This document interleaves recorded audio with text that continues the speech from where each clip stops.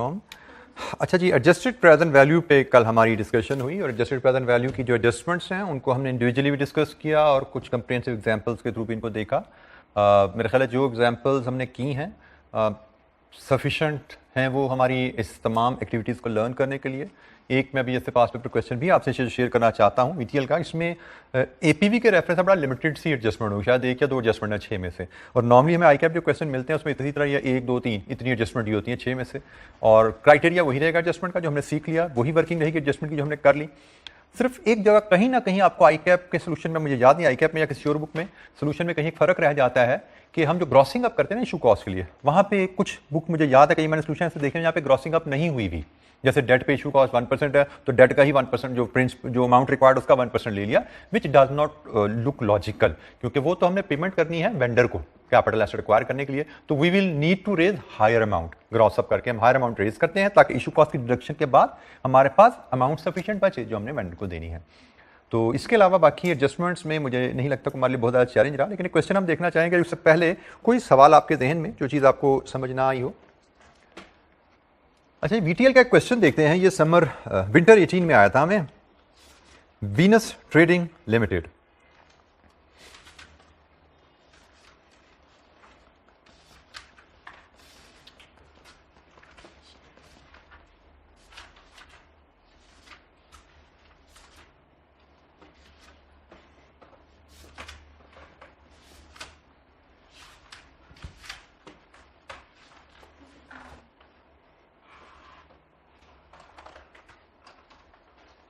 ये जो Venus trading limited का क्वेश्चन है, रिक्वायरमेंट है evaluate the above proposed contract using adjusted present value method, assume all cash flows arise at the end of each year except otherwise specified। अच्छा जी, पढ़ते हैं जी data इसका। Venus trading limited is engaged in trading of building materials for last many years.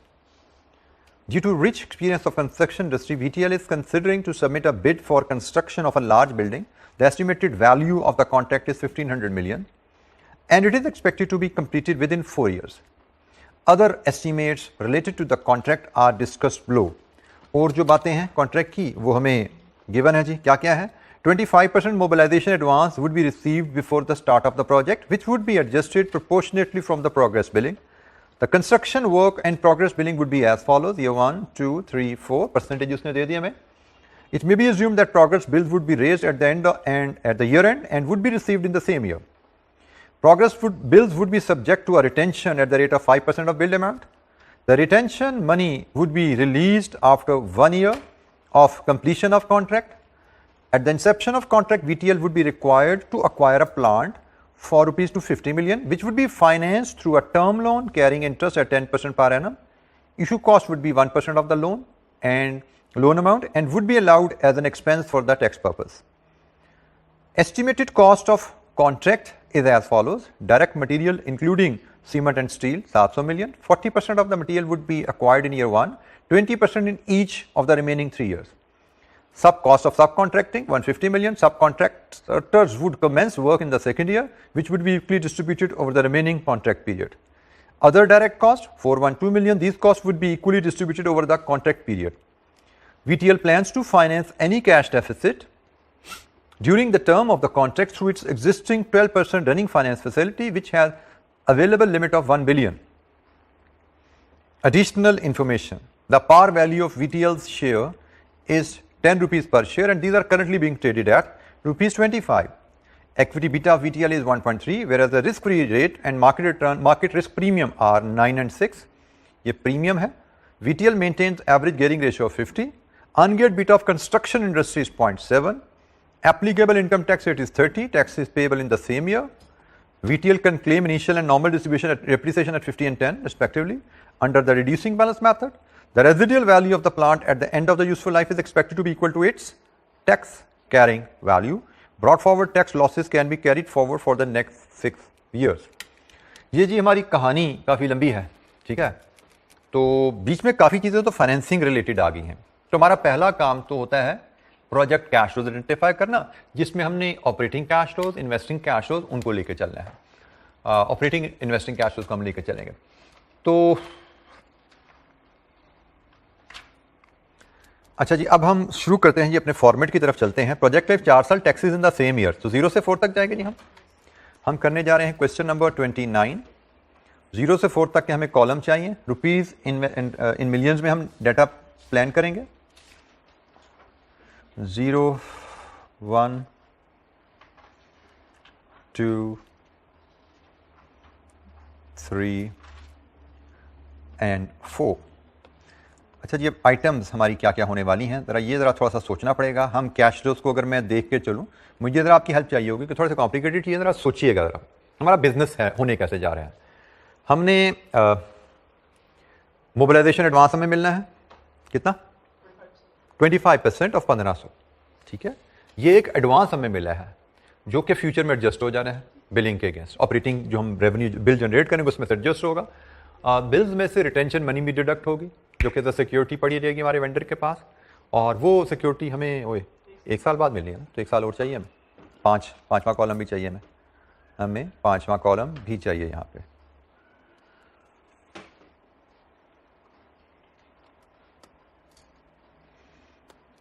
तो हमें 5वां column भी चाहिए क्योंकि हमें उसने कहा जी कॉन्ट्रैक्ट खत्म होने के 1 साल बाद मिलेगी सिक्योरिटी। अच्छा जी, मेरे हिसाब से जो मुझे चीज़ें समझ आ रही हैं, मैं अगर यहाँ पे पंच करूँ, एक मोबिलाइजेशन एडवांस रिसीव्ड। अब ये mobilisation advance operating cash flow नहीं होता, ठीक है। मोबिलाइजेशन एडवांस रिसीव होगा और उसकी आगे एडजस्टमेंट भी आएगी। इसी कॉलम में हम इसकी रिसीट डालेंगे और इसकी एडजस्टमेंट में डाल देंगे। ये ऑपरेटिंग कैश फ्लो नहीं है, ऑपरेटिंग कैश फ्लो हमारा अलग डील होगा। फिर हमारी इनिशियल कैपेक्स आती है जो कि हमने लोन से फाइनेंस करना है। फिर इसके आगे इसकी रेजिडुअल वैल्यू भी हम ले लेंगे। मैं अगर टिक करूं 1, 2, 3, 4, 5, ये मोबिलाइजेशन एडवांस के कैश फ्लोज होंगे। कैपेक्स के कैश फ्लोज 1, 2 ये होंगे, ऐसे ही है। फिर हमारे नेट ऑपरेटिंग कैश फ्लोज होंगे और एक और आइटम भी आएगी, रिटेंशन मनी। ये भी ऑपरेटिंग कैश फ्लो का हिस्सा नहीं है ना। रिटेंशन मनी ये भी हमारी हर साल के बिल में से कटेगी और एंड में रिलीज हो जाएगी। ये हमारी 1, 2, 3, 4 में कटौती होगी और यहाँ पर रिलीज होके आएगी, ऐसी है। और देन टैक्सेशन है हमारी जो कि हम प्रॉफिट्स पे चार्ज करेंगे। तो मुझे लगता है शायद यही आइटम हमारी बनने वाली हैं। मैं 2 लाइन्स के नीचे फिर भी खाली छोड़ता हूँ। यहाँ पे मेरे नेट कैश फ्लोज आएंगे। फिर डिस्काउंट फैक्टर हम लेंगे KU, वर्किंग देखेंगे क्या नंबर लगता है उसके थ्रू। फिर हम लाएंगे प्रेजेंट वैल्यू और फिर लेंगे हम base case NPV to take things forward. तो हम बेस केस NPV तक हमने चीज़ें बनाई, इसके हिसाब से हम चीज़ों को हम इनकॉर्पोरेट करने की कोशिश करते हैं। तो स्टार्टिंग पॉइंट है जी हमारा मोबिलाइजेशन एडवांस। कितना है जी मोबिलाइजेशन एडवांस? 1500 मिलियन का 25%, बिल्कुल ठीक हो गया जी। और हमें अपफ्रंट मिलता है। Mobilisation advance is always seed upfront. कितना? 375 मिलियन की रिसीट आ गई है। इसके बाद इसकी एडजस्टमेंट आनी है। इसकी एडजस्टमेंट बिल्कुल उसी रेशो में होगी जिस रेशो में बिलिंग होनी है। जैसे पहले साल इसका 10% एडजस्ट होगा, ठीक है, तो वो होगा जी पहले साल इसका 37.5, दूसरे साल इसका एडजस्ट होगा 25%। तो 375 का 25% कितना है? 93.75। तीसरे साल एडजस्ट होगा इसका 35%, 131.25। और चौथे साल 30%, 112.5। तो जनाब जितना हमने मोबिलाइजेशन एडवांस रिसीव किया, प्रोग्रेस बिलिंग में उसी रेशो में एडजस्ट होता जाएगा, ठीक है। तो ये 375 रिसीव, 375 की एडजस्टमेंट। इनिशियल कैपेक्स हमें उसने कहा जी आप लॉन्ग टर्म लोन से इसको फाइनेंस करेंगे, तो लॉन्ग टर्म लोन की receipt is financing cash flows, वो तो यहां नहीं आती। हम सिर्फ इनिशियल इन्वेस्टमेंट लेते हैं, फाइनेंसिंग कैश फ्लोज हमारे हिस्से नहीं होते। 250 मिलियन की इनिशियल कैपेक्स है और इसकी रेजिडुअल वैल्यू जब हम डेप्रिसिएशन की वर्किंग बनाएंगे वहां से निकलेगी, क्योंकि उसने कहा टैक्स कैरिंग वैल्यू के बराबर है। तो कैरिंग वैल्यू निकालने के लिए हमें डेप्रिसिएशन शेड्यूल चाहिए होगा, वो जब बनाएंगे वहां से ले लेंगे। इसका मतलब अब हम वर्किंग 1 पे जा सकते हैं नेट ऑपरेटिंग कैश फ्लोज के लिए, और उसके बाद बाकी चीज़ों को हम केटर करते हैं। वर्किंग 1 हम बनाएं नेट ऑपरेटिंग कैश फ्लोज के लिए, तो कारोबार तो चलना है जी 4 साल, तो ये 4 साल का डाटा हमें चाहिए।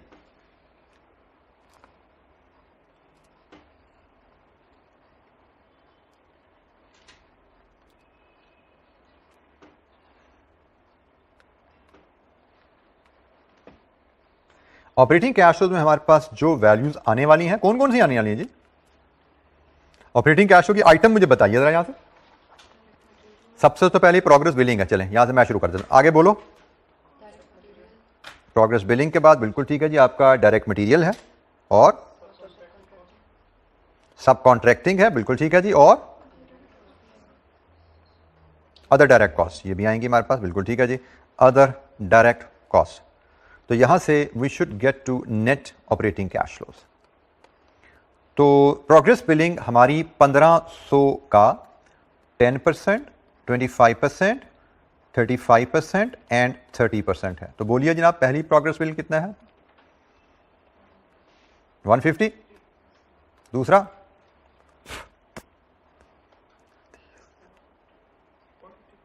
450। तीसरा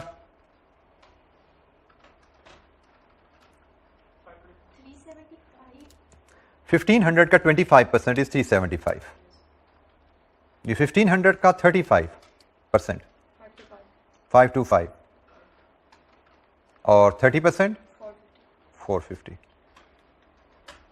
डायरेक्ट मटेरियल 700 का 40% पहले साल, ऑनवर्ड हर साल 20%, तो 280 140 एवरी ईयर।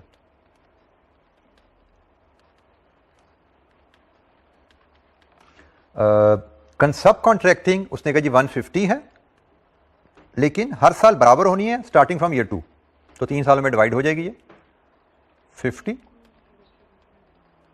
50 50। और अदर डायरेक्ट कॉस्ट के बारे में कहते हैं 412 है, हर साल में बराबर होनी है, तो 412 डिवाइड विद 4 103 एवरी ईयर।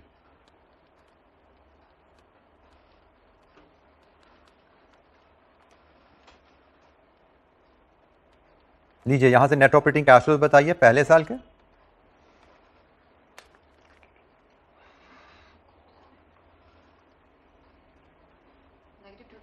-233। दूसरा साल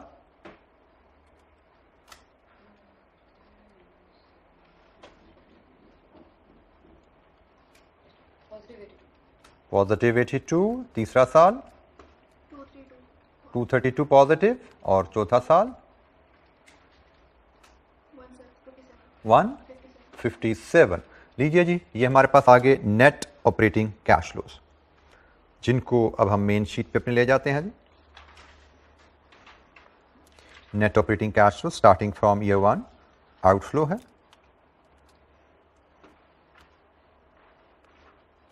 $233 का, फिर 82, देन 232, देन 157।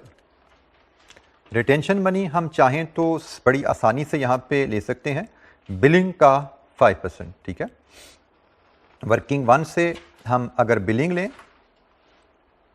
और उसका 5% ले लें, हर साल की कटौती होनी शुरू हो जाएगी। तो बोलिए जनाब पहले साल कितनी कटौती होगी?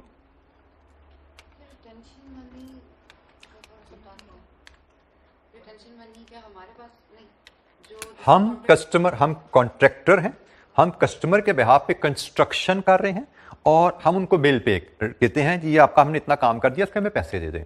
रिटेंशन मनी का कॉन्सेप्ट है कि कस्टमर उस बिल में से सर्टेन अमाउंट कटौती करके रिटेन करता है, ठीक है, as a security for any future fault, कि काम आपने करके दे दिया तो कल को अगर कोई फॉल्ट आएगा तो इसके अगेंस्ट सिक्योरिटी पड़ी हुई है, काम खत्म होने के 1 साल बाद हम आपको देंगे वापस, जब हम श्योर हो जाएंगे आपका काम अप टू द स्टैंडर्ड है, हमने उसको अच्छी तरह इंस्पेक्ट कर लिया होगा, चीजों को पे कॉन्फिडेंस ले लिया होगा, then will pay you back, ठीक है। तो हर साल जो भी हम बिल करेंगे उसका 5% कटौती हो जाया करेगा। इनकम हमारी बुक हो रही है, रेवेन्यू पूरा बुक हो रहा है, लेकिन 5% अगर आप कंस्ट्रक्शन कंपनी हो तो आपका रिसीवेबल आउटस्टैंड करेगा, कटौती होगी जो मिलेगा बाद में, तो कैश फ्लो आपका कट जाएगा यहां से। तो प्रोग्रेस बिल जैसे यहां पे पहले साल आपका 150 है, इसका 5% ये बिलिंग आ रही है ना, हर बिल का 5% आपका कटेगा। तो पहले बिल का कितना जी? 7.5 कटा। दूसरे बिल का 18.75। तीसरा बिल 26.25। चौथा बिल जी 22.5। और ये टोटल जो कटौती हुई है ना 1500 पे 5% 75, ये 75 आपको एक साल बाद मिल जाएगी वापस। ठीक है, 1500 पे टोटल 5% के हिसाब से ये सब का टोटल जो होगा 75 होगा। मुझे करने की जरूरत नहीं है, अगर आपकी कैलकुलेशन ठीक है तो यही होना चाहिए। ये मुझे इकट्ठी एक साल बाद वापस मिलेगी। अब टैक्सेशन पे जाना है तो टैक्सेशन में हम वर्किंग वन को ही एक्सटेंड करते हैं जैसे हम पहले करते आए हैं। रिटेंशन मनी का कॉन्सेप्ट क्लियर है जी सबको? कॉन्ट्रैक्ट यहाँ पे खत्म हो जाएगा। कॉन्ट्रैक्ट खत्म होने के एक साल बाद when the customer is satisfied with the work they will pay us the whole money retained from our billing. Taxation के लिए हम क्या करते हैं जी, हम इसमें से ही लेस करते हैं टैक्स डेप्रीसिएशन, और फिर हमें मिलता है टैक्सेबल प्रॉफिट और ऑब्लिक, जैसे यहाँ पे हमें लग रहा है लॉस भी आ सकता है। उसके बाद कैरी फॉरवर्ड ड्रॉ फॉरवर्ड करके टैक्स वगैरह कैलकुलेट करेंगे, लेकिन फिलहाल हम डेप्रीसिएशन पे चले। पहली डेप्रीसिएशन, डेप्रीशिएबल एसेट कितना है हमारा 250 का ना, तो पहली डेप्रीसिएशन होगी 250 का 50%, 125, और फिर 125 का 10%, 137.5। पहली डेप्रीसिएशन 137.5। नेक्स्ट डेप्रीसिएशन 12.5 का 70, 12.5 का 90% जी। नेक्स्ट डेप्रीसिएशन 12.5 का 90% कितनी है जी?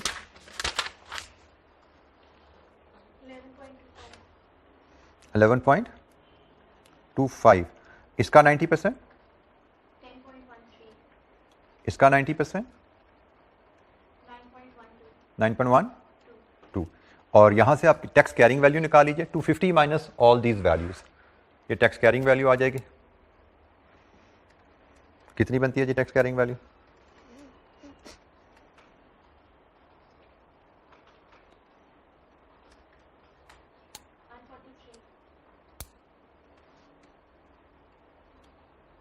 दोबारा चेक कीजिए।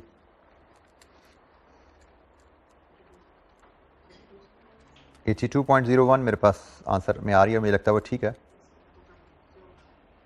82.01, और ये कैसे आई है? 250 माइनस टोटल डेप्रीसिएशन। ठीक है, ये हमारे पास 82.1 रेजिडुअल वैल्यू भी आ गई। अब यहाँ से हम देखते हैं तो पहले केस में इट इज़ लॉस। कितना लॉस है जी? 370.50। दूसरे साल कितने है जी फॉर द ईयर? 70.75 प्रॉफिट है। नेक्स्ट ईयर 221.87, और आखिरी साल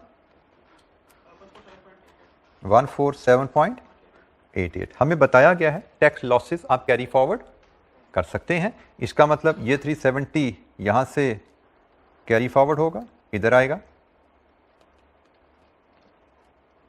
तो यहां से कितना बचा जी आगे जाने के लिए? मजीद आगे जाएगा, माइनस कीजिए ये 299.75।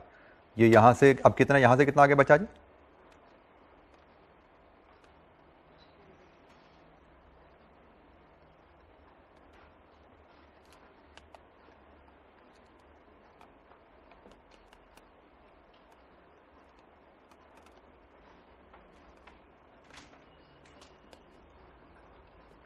जी कितना बचा जी तीसरे साल में? 77.88। Still negative 77.88।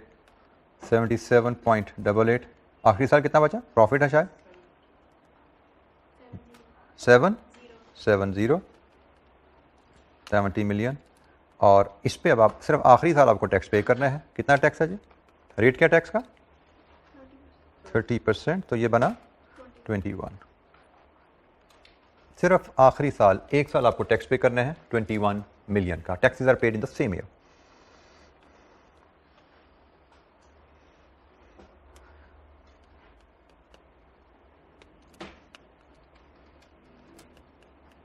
लीजिए जी, कैश फ्लोज पूरे हैं हमारे। और अगर मैं अंदाज़ा लगाऊं, मेरे पास अनफॉर्चुनेटली मार्किंग स्कीम्स की अवेलेबल नहीं, लेकिन मुझे लगता है कि 21 में से कोई 15 को नंबर हम यहाँ पे ले चुके होंगे बाय द टाइम हम बेस के से एनपीवी पे जाएंगे।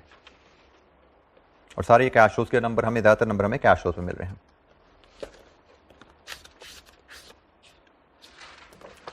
जी नेट कैश फ्लोज हमारे पास जीरो में 125 1 में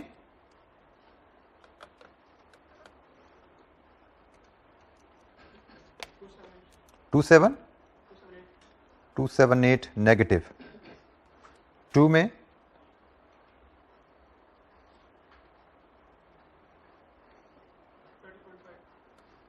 30.50 नेगेटिव, 3 में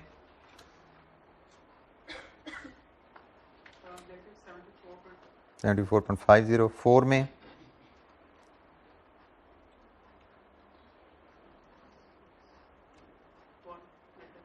1, 4 में 1 नेगेटिव, 5 में बेटा सॉरी गलती होगी, मैंने रेजुअल वैल्यू गलत जगह डाल दी, ये 82.01 ये यहाँ पे आनी थी जी, माय मिस्टेक। ये ईयर 4 का कैश फ्लो रिवाइज करेंगे आप, 83.01 पॉजिटिव,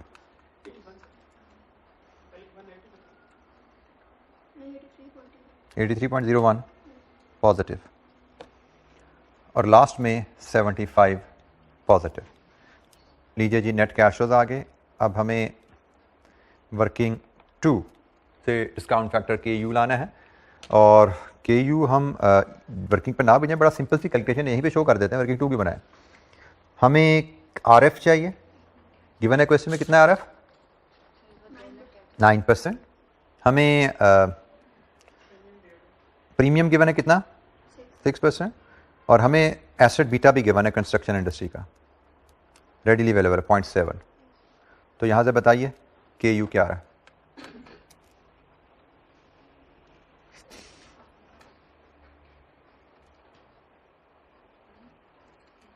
13.2 अप्रॉक्सीमेटली 13%, ठीक है जी। ये हमारे पास के यू आ गया। तो जनाब 13% पे डिस्काउंट फैक्टर लीजिए, पीवी लीजिए, और बेस केस एनपीवी की फिगर बताइए क्या आ रही है।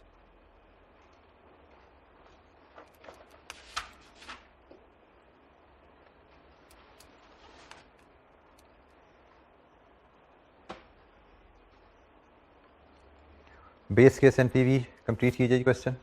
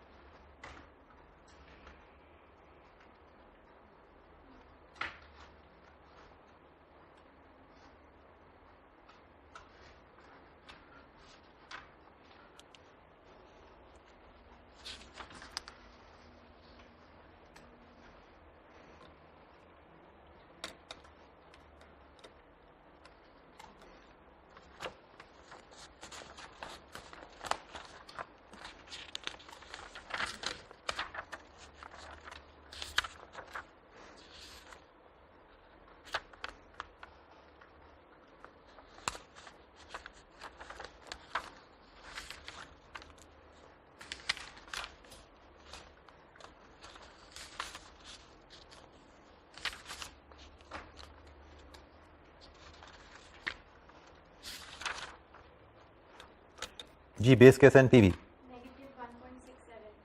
1.67 मिलियन नेगेटिव, तो 1670000 रुपीज़ में ला के नेगेटिव। कल हमने बात की थी कि हमारी अगर बेस केस एनपीवी इस तरह सिंगल डिजिट मिलियन में आ रही होगी तो हम इस तरह प्रोसीड करेंगे आगे। जी एनी क्वेश्चन, कोई सवाल?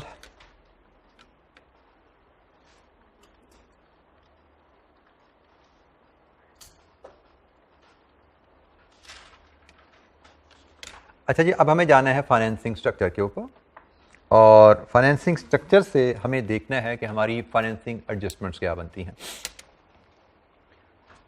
फाइनेंसिंग स्ट्रक्चर कि भाई पैसा हम इस प्रोजेक्ट के लिए ला कहाँ से रहे हैं।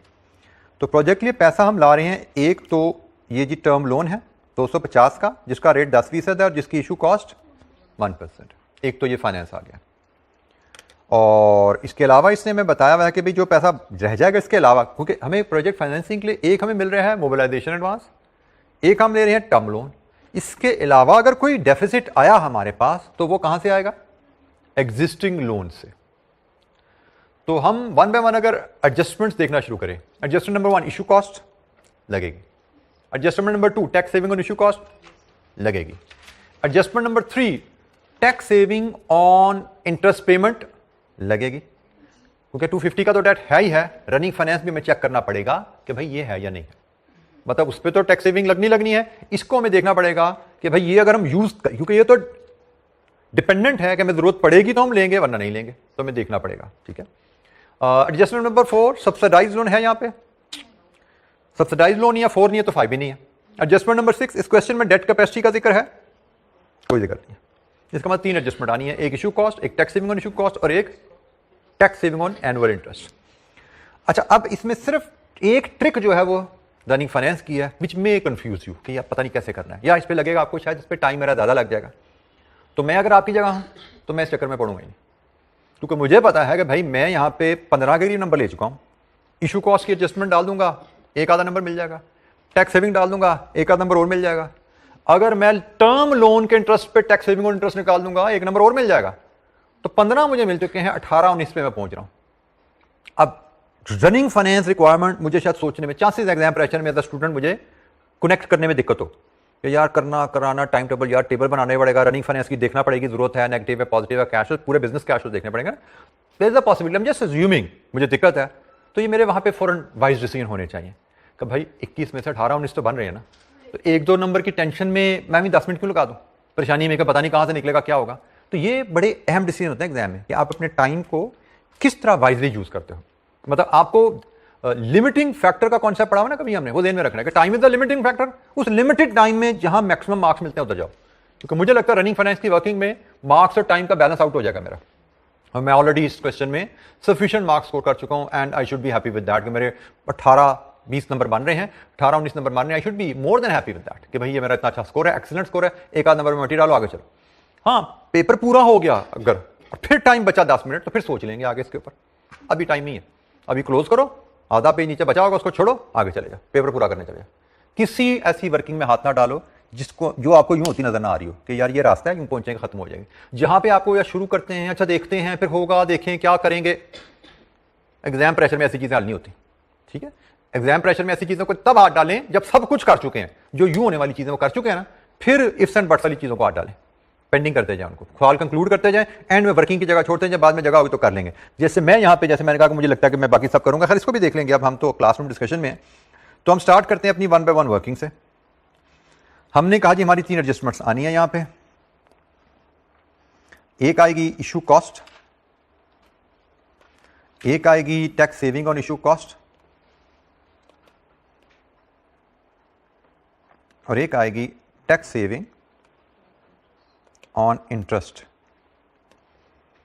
इशू कॉस्ट सबसे पहले हमें 250 का लोन लेना है और divide with 99 into 1, this is issue cost. 1% ही है ना, तो ये रुपीज इन 1000 रुपीज में बताएंगे, सॉरी आप।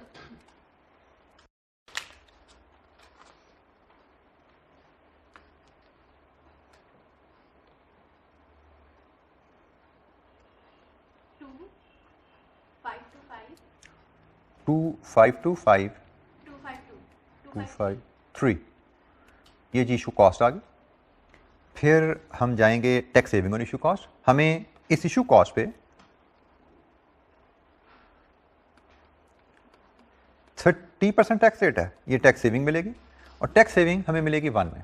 हमें डिस्काउंट रेट चाहिए, और डिस्काउंट रेट हम अज्यूम कर लेते हैं RF है 9% का, हम 9% को सूटेबल डिस्काउंट रेट अज्यूम करते हैं। तो PV एट 9%, तो क्या फैक्टर बना जी? 0.917। तो बताइए वैल्यू क्या बनी?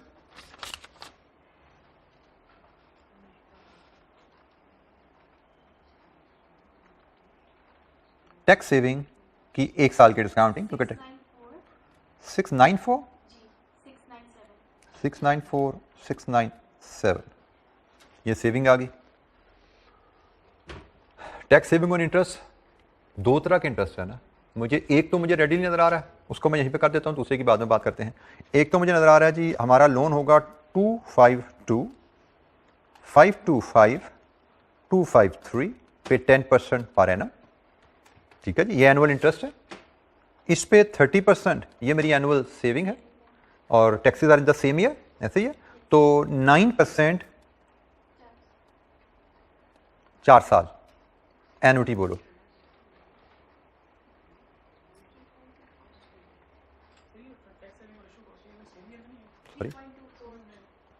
जी बोलिए बेटा, एक मिनट, ये वैल्यू बोल दे मुझे पहले। 3.240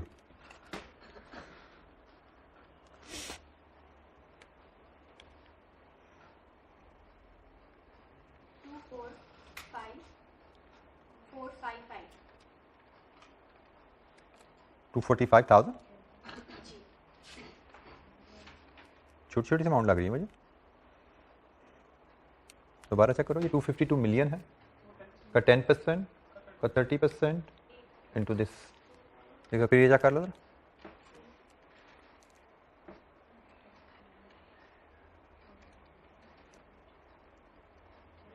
अमाउंट कहाँ से आई 250? इसको क्रॉस करके लोन है ना बेटा, टर्म लोन है ना हमारा, टर्म लोन 252 का लिया ना हमने, इशू कॉस्ट का ग्रॉसअप करके लोन लेना होता है ना, ये ग्रॉसअप हमारा लोन है, सालाना इस पे इंटरेस्ट है, सालाना टैक्स सेविंग है और 4 साल की टैक्स सेविंग की पीवी 1 से 4 का फैक्टर 9% के रेट में 45455 तो ये बना 24 मिलियन, इतना थोड़ा सा फर्क था। 1% पे मैंने 1% तो बेटा इशू कॉस्ट है ना, हमने तो लोन। लिया उसके बाद है। जी अब आप बोलिए, आप क्या सवाल करना चाह रहे थे? सेम ईयर में लिया मैंने बेटा, ये कितने साल का डिस्काउंट फैक्टर है, कितने साल का डिस्काउंट फैक्टर है? 1 का। मैंने एज्यूम किया है कि ये मेरी कॉस्ट 1 में जो मेरी रिटर्न जाएगी उसमें लॉबल है, तो मैं जो 0 में पे कर रहा हूँ, 0 इज नॉट द ईयर ना, 0 इज द डेट, तो जब मैंने पे किया उसके बाद जब मेरी रिटर्न जानी उसी में इसमें क्लेम होना है ना, पेमेंट के बाद मेरा क्लेम 1 में आना, तो 1 में क्लेम है, 1 में सेविंग ले ली मैंने तो एरियर नहीं लगाया, एरियर होता तो मैं 2 साल का फैक्टर लगाता यहाँ पे, अनलेस मुझे बताया जाता। और ये बाय द वे एसेट तो नहीं है ना, ये वो फिक्स्ड एसेट तो नहीं जिसकी डेप्रिसिएशन 31 दिसंबर के हिसाब से चार्ज होनी है। लोन की कॉस्ट है ना, तो लोन जिस पीरियड को बिलोंग करता है, जिस पीरियड में उसके इंटरेस्ट वगैरह रिलेटेड कॉस्ट जा रही है, उसी पीरियड में इशू कॉस्ट जाएगी ना भाई। 0 में हमने पे जरूर की है बट बिलोंग तो फर्स्ट ईयर ऑफ ऑपरेशन से करती है ना, तो फर्स्ट ईयर ऑफ ऑपरेशन की रिटर्न में क्लेम की जाएगी। फर्स्ट टाइमिंग ये इसकी 0 में है, इसलिए ऊपर हमने इसको यहाँ पे डिस्काउंट नहीं किया, लेकिन टैक्स पर्पसेस के लिए इसका क्लेम हमें 1 में मिलना है। अब एक एडजस्टमेंट रह गई रनिंग फाइनेंस की, मेरा दिल चाहे मुझे समझ आ रही तो मैं यहाँ लिखूं, वैल्यू लिख दूं, नहीं समझ आ रही तो रनिंग फाइनेंस बता दूं भाई मुझे नहीं पता, 2 नंबर छोड़ दूं, फैक्टिफाइज करो, आगे चला जाओ, ठीक है। बट अदरवाइज मेरा यहाँ पे एपीवी मेरा ये कंप्लीट हो रहा है। अगर ये मुझे समझ आ जाए ठीक है, नहीं आती तो मैं एपीवी निकालूं, डिसीजन दूं नीचे, क्योंकि डिसीजन का भी 1 नंबर है भाई, ठीक है ना, ज्यादा नंबर होगा कम से कम जरूर के पॉजिटिव, क्योंकि हमसे मांगा क्या गया है, वैल्यूएट, मतलब हमें डिसीजन देना है पॉजिटिव या नेगेटिव के ऊपर। तो अगर मुझे ये एडजस्टमेंट आएगी मैं कर दूंगा, नहीं आएगी तो मैं इसको कोई 100 रुपया 200 रुपया मिलियन रिज्यूम करके एपीवी निकालूंगा और एपीवी के ऊपर डिसीजन दे दूंगा।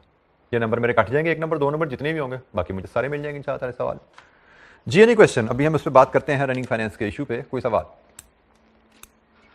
हमें कहा गया है कि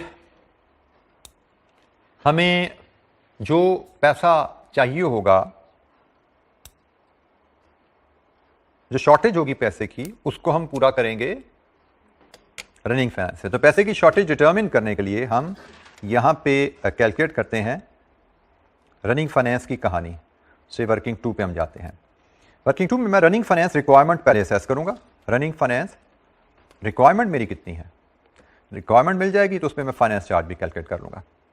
मेरा स्टार्टिंग पॉइंट रहेगा 0 में कैश इन हैंड से कितना जी, 375। मेरा starting point cash in hand 375 रहेगा, ठीक है। और बल्कि मैं इसको कहता हूं 0 नहीं, इसको मैं cash in hand brought forward कहता हूं मैं।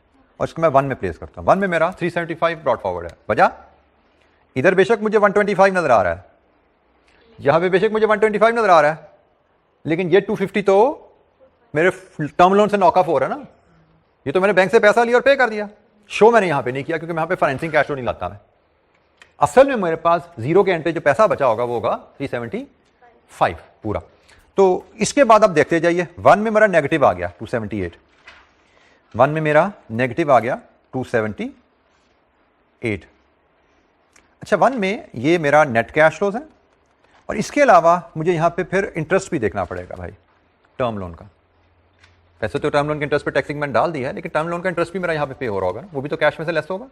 और वो है मेरा, ये मिलियन में है तो 252.525 था, 52 दो डेसिमल तक रखते हैं तो 53 कर लेते हैं इसको। मिलियन का 10%, कितना इंटरेस्ट आया जी यहाँ पे? 25.25 लेस कीजिए, नीजिए जी, ये cash in hand carried forward. मुझे तो बता दीजिए टोटल, में मैं आगे लेके चलता हूँ जी। 71.75 ये 71.75 ईयर 2, 3 and 4।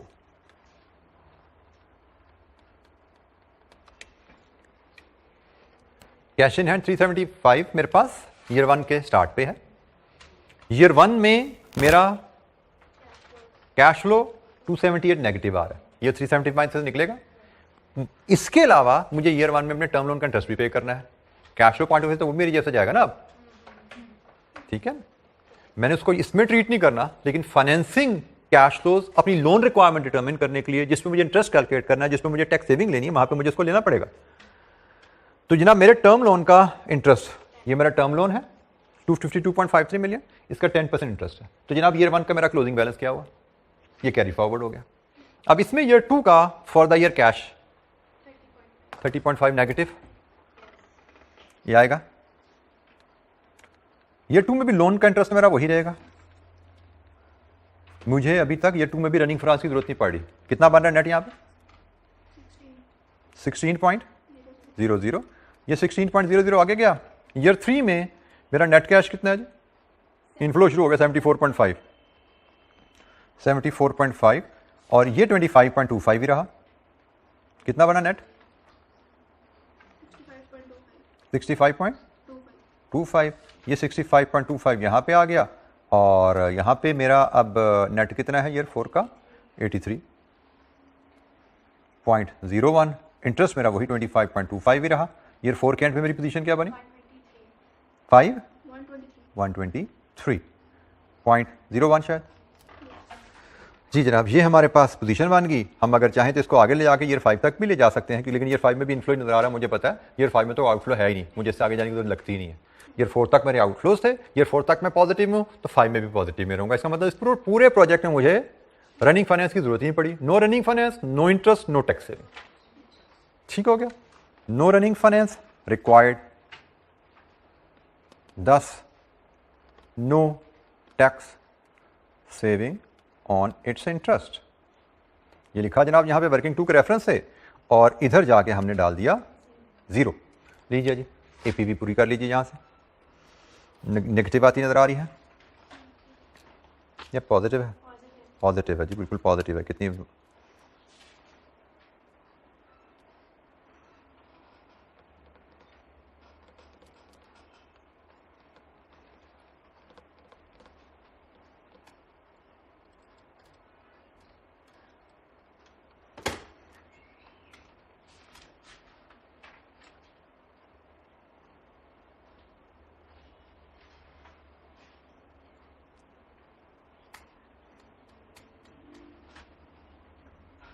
कितनी है जी एपीवी?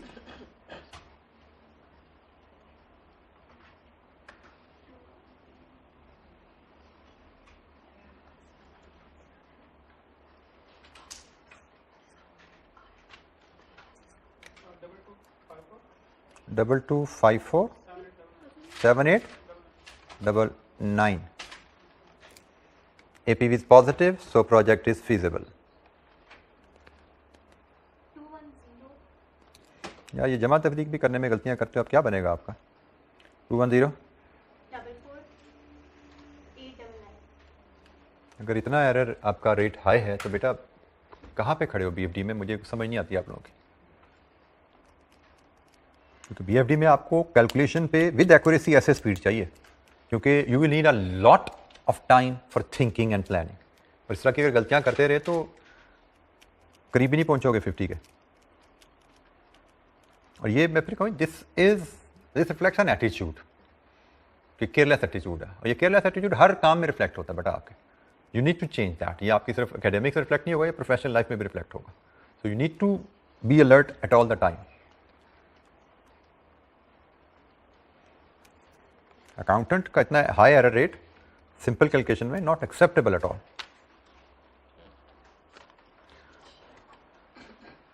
अच्छा, इसमें आईकैप का मैं एग्जामिनर के सोल्यूशन में पैरेलल में देख रहा था, उसमें एक बड़ी मैं कहूँगा बड़ी बेसिक सी प्रिंसिपल एरर है। जैसे मैंने आपसे कहा था कि हमें जो फाइनेंसिंग इफेक्ट्स की जो कैश फ्लोज की पीवी लेनी होती है, हमारे पास उसमें दो ऑप्शन होती हैं। एक हम कमर्शियल रेट ऑफ बोरिंग ले सकते हैं, एक रिस्क फ्री रेट ले सकते हैं। इस क्वेश्चन में कमर्शियल रेट ऑफ बोरिंग था, कितना था? 10%। लॉन्ग टर्म लोन 10% पे है, आरएफ 12% पे है। चलो हमने कहा जी कमर्शियल बोरिंग रेट में दो ऑप्शन थी, हमने रिस्क फ्री रेट 9% ले लिया। रनिंग फाइनेंस 12% पे था, लॉन्ग टर्म लोन 10% पे था। हमने कहा जी वो दो रेट्स हैं, हमने एक रेट पे गए, आरएफ की ऑप्शन थी, हमने ले लिया। अब ये आईकैप के सोल्यूशन में उसने केयू लिया हुआ है, जो किसी असूल्स के तहत फिट नहीं होता। ठीक है, केयू किसी असूल के तहत फाइनेंसिंग कैश फ्लोज की डिस्काउंटिंग के लिए सूटेबल नहीं होता। ठीक है, दिस इज मैं कहूँगा एन एरर ऑफ प्रिंसिपल। ठीक है, एक प्रिंसिपल की गलती है जो यहाँ पे सोल्यूशन में हुई भी। हम तो पर हम अपने जो स्टांस पे स्टिक करेंगे, आरएफ या कमर्शियल बोरिंग रेट, इन दोनों में से कोई एक रेट हमें चूज करना होता है। KU is never an option for discounting financing adjustments. जी, एनी क्वेश्चन? हमने question number 29 Venus trading limited का किया।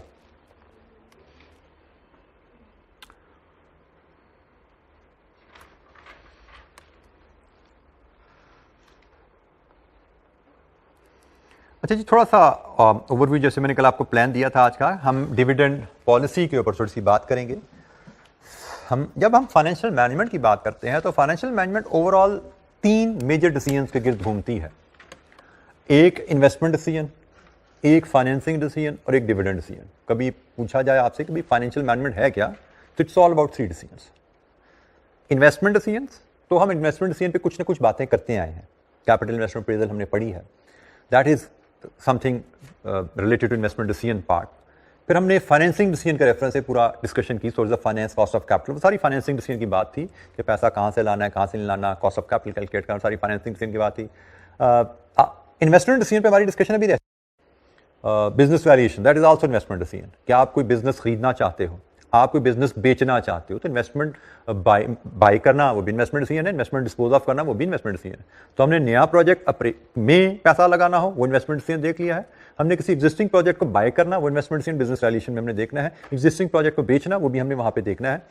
फिलहाल हम थोड़ी सी डिस्कशन डिविडेंड डिसीजंस पे कर लेते हैं, क्योंकि जैसे ये मैंने कहा कि ये ज्यादातर इसमें हमारे थ्योरेटिकल एस्पेक्ट ही कवर होने हैं। छोटा सा चैप्टर हमारी बुक में, मैं इसका ओवरव्यू आपसे शेयर करूंगा और फिर ये आपके लिए रीडिंग असाइनमेंट के तौर पे आपके पास रहेगा।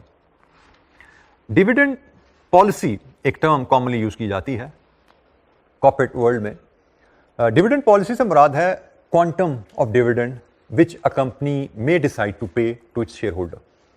डिविडेंड पॉलिसी से मुराद क्वांटम एंड पैटर्न, दो चीजें चले क्या लें इसमें, कि कंपनी अपने डिविडेंड के क्वांटम और पैटर्न के बारे में क्या पॉलिसी अडॉप्ट करना चाहती है, because there are different options. और ये एक बड़ा अहम डिसीजन है। ये डिसीजन अहम क्यों है? क्योंकि आपके डिविडेंड पॉलिसी पे डिपेंडेंट होते हैं आपके फाइनेंसिंग डिसीजन। फॉर एग्जाम्पल, अगर आप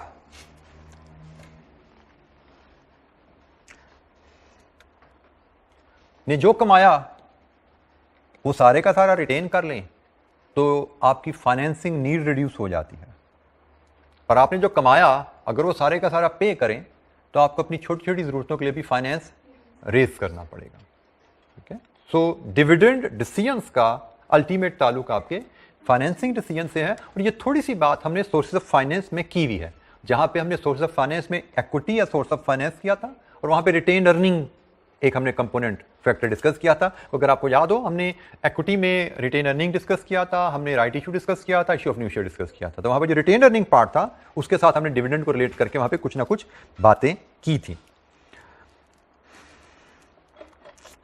अच्छा, अब हमारे पास हमने कहा जी हमारा डिविडेंड डिसीजन का इन्वेस्टमेंट फाइनेंसिंग डिसीजन से लिंक है। हम अगर डिविडेंड अर्निंग रिटेन कर लें हमारी फाइनेंसिंग नीड कम हो जाती है, और अगर हम डिविडेंड पे आउट कर दें तो हमारी फाइनेंसिंग नीड बढ़ जाती है। हमें क्या करना चाहिए? तो इसमें डिफरेंट कंपनीज डिफरेंट अप्रोचेस को फॉलो करती हैं। हमें डिविडेंड पे करने को फॉलो करना है या हमें प्रॉफिट्स को रिटेन करने की तरफ चलना चाहिए? There are different approaches which different companies में अडॉप्ट। मजीद इस पर बात करते हैं जैसे जैसे आगे चलते हैं। इसमें एक जो कॉन्सेप्ट है इसमें शेयर होल्डर प्रेफरेंस का है कि शेयर होल्डर प्रेफरेंस के मुताबिक आप डिविडेंड पॉलिसी को अडॉप्ट कर सकते हैं। कुछ शेयर होल्डर्स होते हैं, जैसे मैं अगर कहूं यंग प्रोफेशनल्स हैं, अगर उन्होंने किसी कंपनी में अगर शेयर लिए तो शायद उनकी नीड डिविडेंड की ना हो, क्योंकि डिविडेंड तो रेगुलर इनकम है। यंग प्रोफेशनल तो रेगुलर इनकम अपनी जॉब से बिजनेस से कमा रहे होते हैं, तो शायद उनका इंटरेस्ट कैपिटल गेन की तरफ है। शायद वो पसंद करें ऐसी कंपनीज को जो प्रॉफिट्स को रिटेन करें। और रिटेंशन किस लिए होती है, इस पर भी हमारी बात हो चुकी है। Retention is for expansion and expansion leads to future increase profits and current increase in share price. अगर आप आज एक्सपेंशन डिसीजन लेते हो तो आपके फ्यूचर प्रॉफिट्स ग्रो करने की प्रोबेबिलिटी है, और फ्यूचर प्रॉफिट ग्रो करने का मतलब आज आपकी शेयर की प्राइस ग्रो कर जाती है। सो डिविडेंड पे करो तो शेयर होल्डर को डिविडेंड इनकम मिलती है। अगर आप डिविडेंड अर्निंग को रिटेन करो फॉर रीइन्वेस्टमेंट तो शेयर होल्डर को कैपिटल गेन मिलता है। तो यंग प्रोफेशनल की प्रेफरेंस कैपिटल गेन होगी, क्योंकि उनको रेगुलर इनकम नहीं चाहिए। रेगुलर इनकम किचन का खर्चा वो अपनी नौकरी से तनख्वाह से कमा रहे हैं। लेकिन हम रिटायर्ड प्रोफेशनल्स की बात करें तो उनको तो रेगुलर इनकम चाहिए ना किचन चलाने के लिए, तो उनकी प्रेफरेंस है ऐसी कंपनीज के जो रेगुलर डिविडेंड पे करती हो। तो हम यहां पे कहते हैं कि डिफरेंट तरह की कंपनीज डिफरेंट तरह की पॉलिसीज होती हैं। एक ये कहा जा सकता है कि आप अपने शेयर होल्डर को देख के पॉलिसी बनाओ, लेकिन ज्यादा बेहतर आर्गुमेंट होता है आप अपनी बिजनेस स्ट्रेटजी फाइनेंसिंग से उससे वो लिंक करके अपनी डिविडेंड पॉलिसी बना लो। शेयर होल्डर आपकी पॉलिसी के मुताबिक आपको चूज कर लेंगे। For example, if I am doing a business, I may decide to follow a high retention policy. तो हाई रिटेंशन पॉलिसी अगर मैं फॉलो कर रहा हूं तो लोग मेरी जब शेयर्स का एनालिसिस करेंगे तो लोगों को पता लग जाएगा भाई ये तो डिविडेंड नहीं देता। तो accordingly young professional will be attracted towards buying my shares, investing in my shares. Retired professional को पता लग जाएगा भाई ये तो डिविडेंड नहीं देता, हमारे किसी काम का ही शेयर नहीं है। तो आप अपनी नीड के हिसाब से पॉलिसी बनाओ, शेयर होल्डर अपनी प्रेफरेंस के लिहाज से आपसे अटैच हो जाएंगे। फिर इसमें यह चीज क्रिटिकल रहती है कि आपने जब एक पॉलिसी अडॉप्ट कर ली है then you need to be consistent with that policy. क्योंकि अगर पे आउट पे चल रहा हूं ना, डिविडेंड देता जा रहा हूं, तो मुझे हर साल डिविडेंड देना है, मुझे अर्निंग रिटेन नहीं करनी, क्योंकि मेरे जो साथ शेयर होल्डर अटैच हुए में हैं वो डिविडेंड इनकम चाहते हैं। अगर मैंने किसी साल डिविडेंड इनकम उनको ना दी, पैसा रोक लिया, तो उनका किचन डिस्टर्ब हो जाएगा, और उनका किचन डिस्टर्ब होगा, उसको चलाने के लिए वो शेयर बेचेंगे तो मेरे शेयर की प्राइस नीचे जाएगी। लेकिन अगर मेरा शेयर होल्डर है ही आदि इस चीज का कि कंपनी डिविडेंड नहीं पे करती, तो मेरा डिविडेंड पे ना करना उनको तकलीफ नहीं देगा। They will carry on with my company. Instead मेरा डिविडेंड पे करना उनको तकलीफ दे जाएगा कि वो चाहते थे कि मैं कैपिटल गेन कमाए, मैंने डिविडेंड दे दिया उनको, तो कहेंगे यार कंपनी ने कहीं पॉलिसी बदल तो नहीं दी, बेचो इसके शेयर, कोई और कंपनी ढूंढो जो डिविडेंड नहीं देती। तो अगेन सेल प्रेशर। तो शेयर होल्डर प्रेफरेंस थ्योरी, एक ये थ्योरी है जी, एक कॉन्सेप्ट है कि आप शेयर होल्डर प्रेफरेंस के हिसाब से चलें। अच्छा जी, अब इसमें कुछ फर्दर थ्योरीज भी आ जाती हैं, कुछ पॉइंट ऑफ व्यूज जिनको हम कह सकते हैं कि एक ट्रेडिशनल व्यू है, एक रेजिडुअल व्यू है, एक MM theory of dividend irrelevance है। ट्रेडिशनल व्यू क्या कहता है जी कि आप वो पॉलिसी अडॉप्ट करें जिससे शेयर होल्डर वेल्थ मैक्सिमाइज हो। वो पॉलिसी कैसे डिटरमिन करें? ट्रेडिशनल व्यू कहता है कि आप देखिए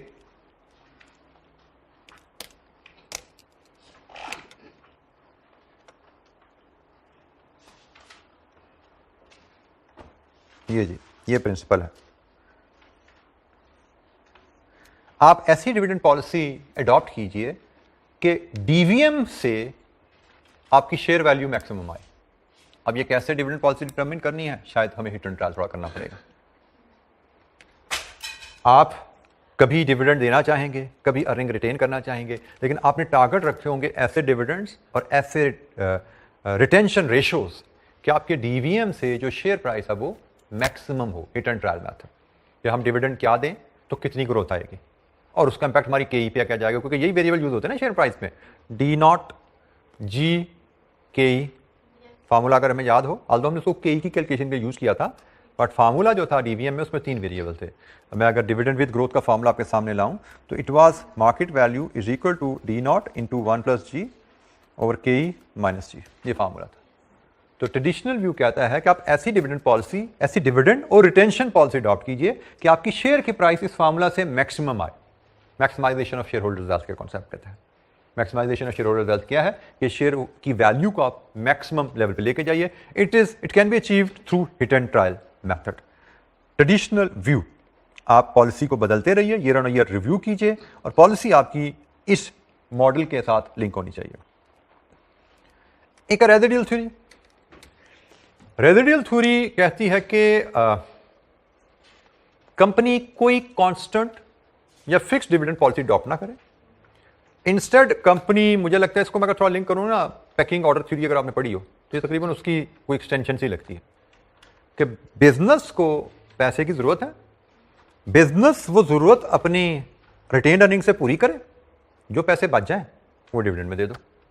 रेजिडुअल थ्योरी, ये भी एक प्रैक्टिकल अप्रोच है। Some companies may decide to follow this, keeping in view the convenience of retained earning as source of finance, convenience of retained earning as source of finance. Some companies may like to adopt it as a permanent policy कि भाई हम business की जरूरतें retain earning से पूरे क्या करेंगे, जो बच जाएगा वो शेयर होल्डर को बांटा करेंगे। लेकिन इसमें इशू ये रहता है कि कोई डिविडेंड पैटर्न कंसिस्टेंट नहीं होता।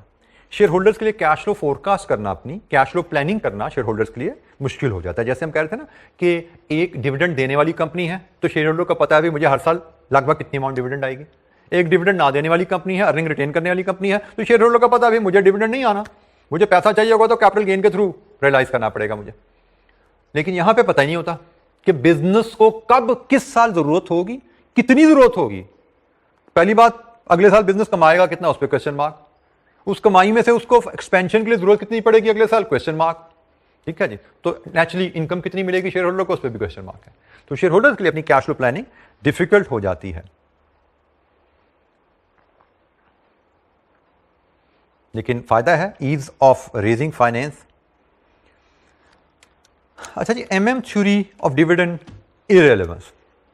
एमएम कहता है जी डिविडेंड दें या ना दें फर्क नहीं पड़ता, इनका पॉइंट ऑफ व्यू। लेकिन एमएम को थोड़ा लिंक करना है, आपने थोड़ी सी हमने थ्योरी पढ़ी थी कैपिटल स्ट्रक्चर की भी, वो भी एमएम ने दी थी ना। उसमें एक बड़ी असम्पशन हमें पढ़ी थी, perfect capital markets, perfect stock market. ठीक है, परफेक्ट स्टॉक मार्केट के बारे में क्या बात की थी हमने, कुछ बताया था मैंने आपको, क्या बताया था?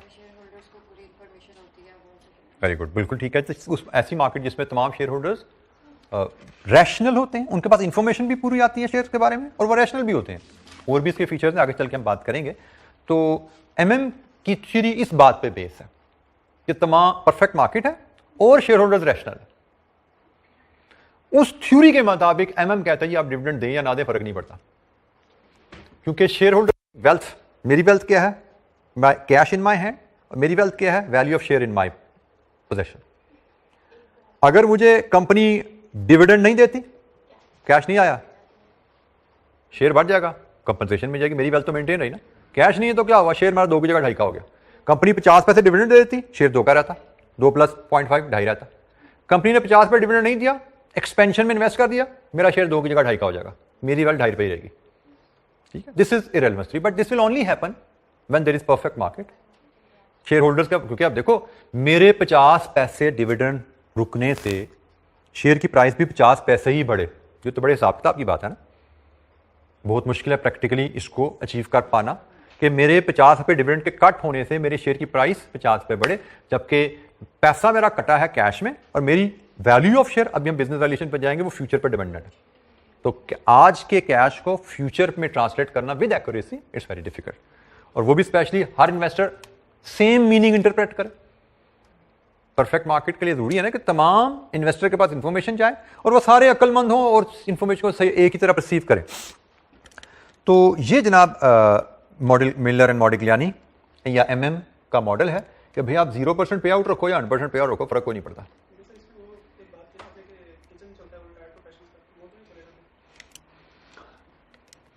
आपकी वेल्थ उसमें कॉन्सेप्ट ये है कि परफेक्ट मार्केट है ना, सबको पता है, तो आपको जो पैसा चाहिए आप शेयर बेच के पैसा ले लो, अपने शेयर बेचो आप पैसा ले लो। नहीं नहीं नहीं, देखें रेलेवेंस किस सेंस में हुई कि मेरी वेल्थ पे कोई असर नहीं पड़ा।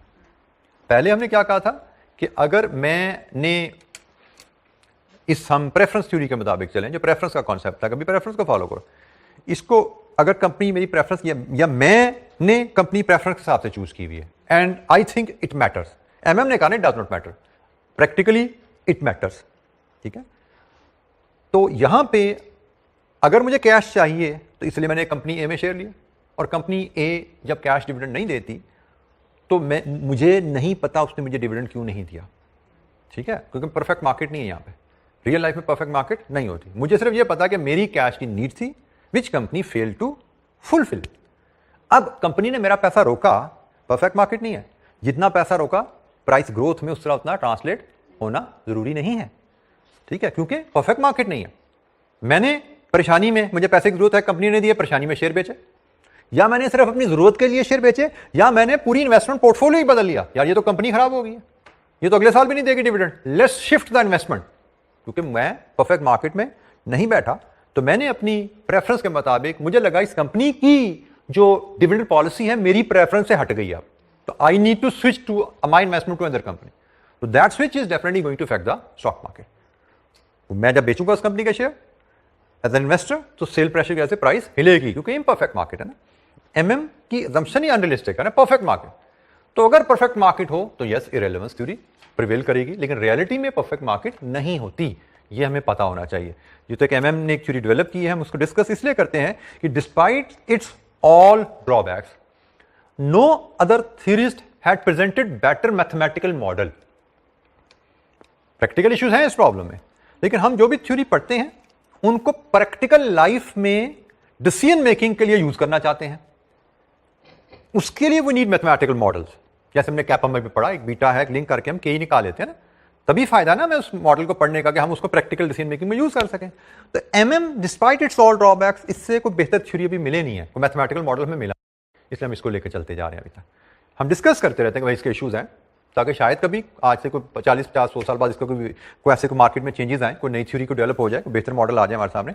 बट फिलहाल this despite its all drawback, this is the best model जो हम यूज करते आ रहे हैं। एमएम और फिर एमएम और कैपम को मिला के हमने जो कल रिलेशनशिप पढ़े थे, यही बेस्ट कॉम्बो हमारे पास अवेलेबल है फिलहाल। अच्छा, ये डिविडेंड से रिलेटेड कुछ प्रैक्टिकल इश्यूज हैं, इनको भी गो थ्रू कर लीजिए। डिविडेंड से रिलेटेड कुछ प्रैक्टिकल इश्यूज आते हैं, उनको भी हमें जहन में रखना होता है। सिर्फ ये हमारी ट्रेडिशनल या एमएम थ्योरी या कस्टमर प्रेफरेंस के मुताबिक नहीं चलते, बाद का लीगल कंस्ट्रेंट्स आती हैं। Can we think of any legal constraint on dividends? Government की तरफ से डिविडेंड देने या ना देने पे कोई रिस्ट्रिक्शन? हाँ, that is not legal constraint, that is covenant of a lender. Legal constraint शायद मुदारबा में हमारे कोई लॉ है, म्यूचुअल फंड में कोई लॉ है कि कम से कम इतने परसेंट अर्निंग है डिविडेंड देनी है। मुझे क्यों याद पड़ता है, शायद मुदारबा में या म्यूचुअल फंड में ऐसा कोई लॉ है कि 90% of the earning must be paid as a dividend. If paid as a dividend there will be tax exemption, इस टाइप का कोई लॉ है मुझे लगता है कि शायद मुदारबा में या म्यूचुअल फंड में, कि अगर आप अर्निंग का X% आप दे दोगे तो आपको टैक्स एग्जम्पशन मिल जाएगी। सॉर्ट ऑफ ये लीगल कंस्ट्रेंट हम कह सकते हैं, गाइडलाइन कह सकते हैं। तो आपको अपनी लिक्विडिटी देखनी है, क्योंकि प्रॉफिट का मतलब ये तो नहीं कि पैसा अवेलेबल आपके पास, आपका पैसा रीइन्वेस्ट भी साथ हो रहा होता है, आपको इन्वेस्टमेंट अपॉर्चुनिटीज को भी देखना पड़ता है। हाँ, ये भी एक अहम बात है कि सब चीजें अपनी जगह। Dividend as a signal to investors and share holder expectation.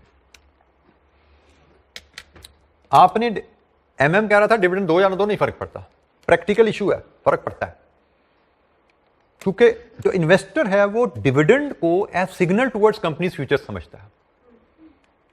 अगर कंपनी का डिविडेंड ग्रो किया है, इन्वेस्टर सोचता है जनाब कंपनी तो बड़ी तरक्की करने वाली है, और अगर कंपनी का डिविडेंड कट हुआ है तो इन्वेस्टर सोचता है कि कंपनी को लगता है आगे कैश फ्लो क्राइसिस आने वाला है, उसने पैसे अपने पास रोक लिए हैं।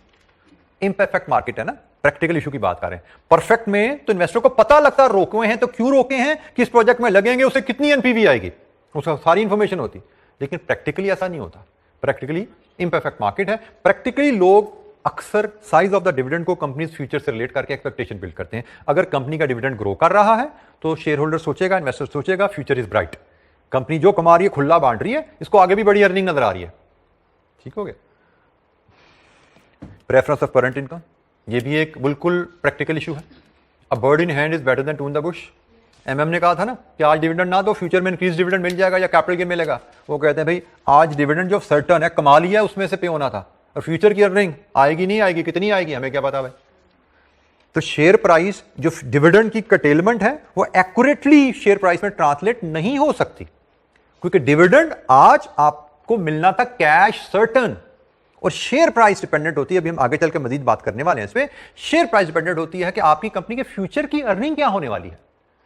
आज जो डिविडेंड कट हुआ वो किसी प्रोजेक्ट में इन्वेस्ट होगा, उस प्रोजेक्ट की प्रोजेक्शन कितनी को एक्यूरेट होगी भाई फ्यूचर के बारे में, एस्टिमेट ही होता है ना, कोई रिलायबिलिटी बहुत ज्यादा तो नहीं होती।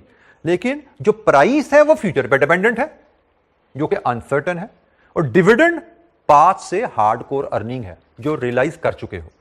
तो प्रेफरेंस ऑफ करंट इनकम इस प्रिंसिपल के तहत भी कि भाई करंट इनकम सर्टन है, फ्यूचर इनकम जिसने कैपिटल गेन दिलाना है वो अनसर्टन है। तो भाई a bird in hand is better than two in the bush. ये कुछ प्रैक्टिकल लिमिटेशन है। Other factors that which may affect the dividend policy of the firm include dividend policy of the similar firm, competitor की, loan redemption obligation, taxation and level of inflation। ये भी कुछ factors हैं जो हमें dividend policy बनाते हुए देखने पड़ते हैं।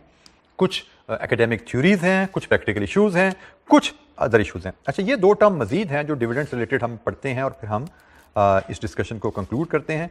Script dividend and share repurchase. Share repurchase पर तुम्हारी बात हुई भी है ना, एमएम पे हमने रीफाइनेंसिंग के कॉन्सेप्ट को डिस्कस करते हुए शेयर रीपर्चेज पे बात की भी है।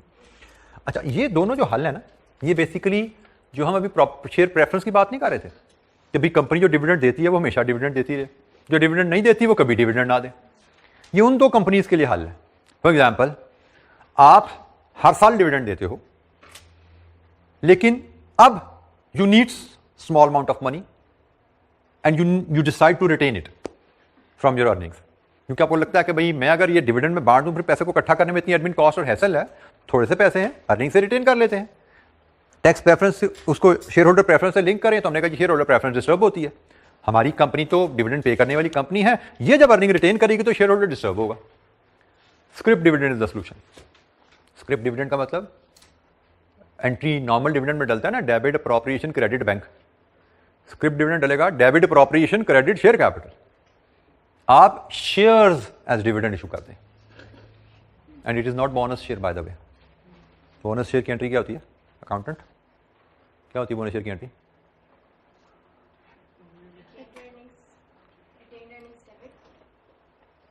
ठीक है, reserves debit credit share capital. Bonus share issue होते हैं आपके रिजर्व्स में से, debit reserve credit share capital.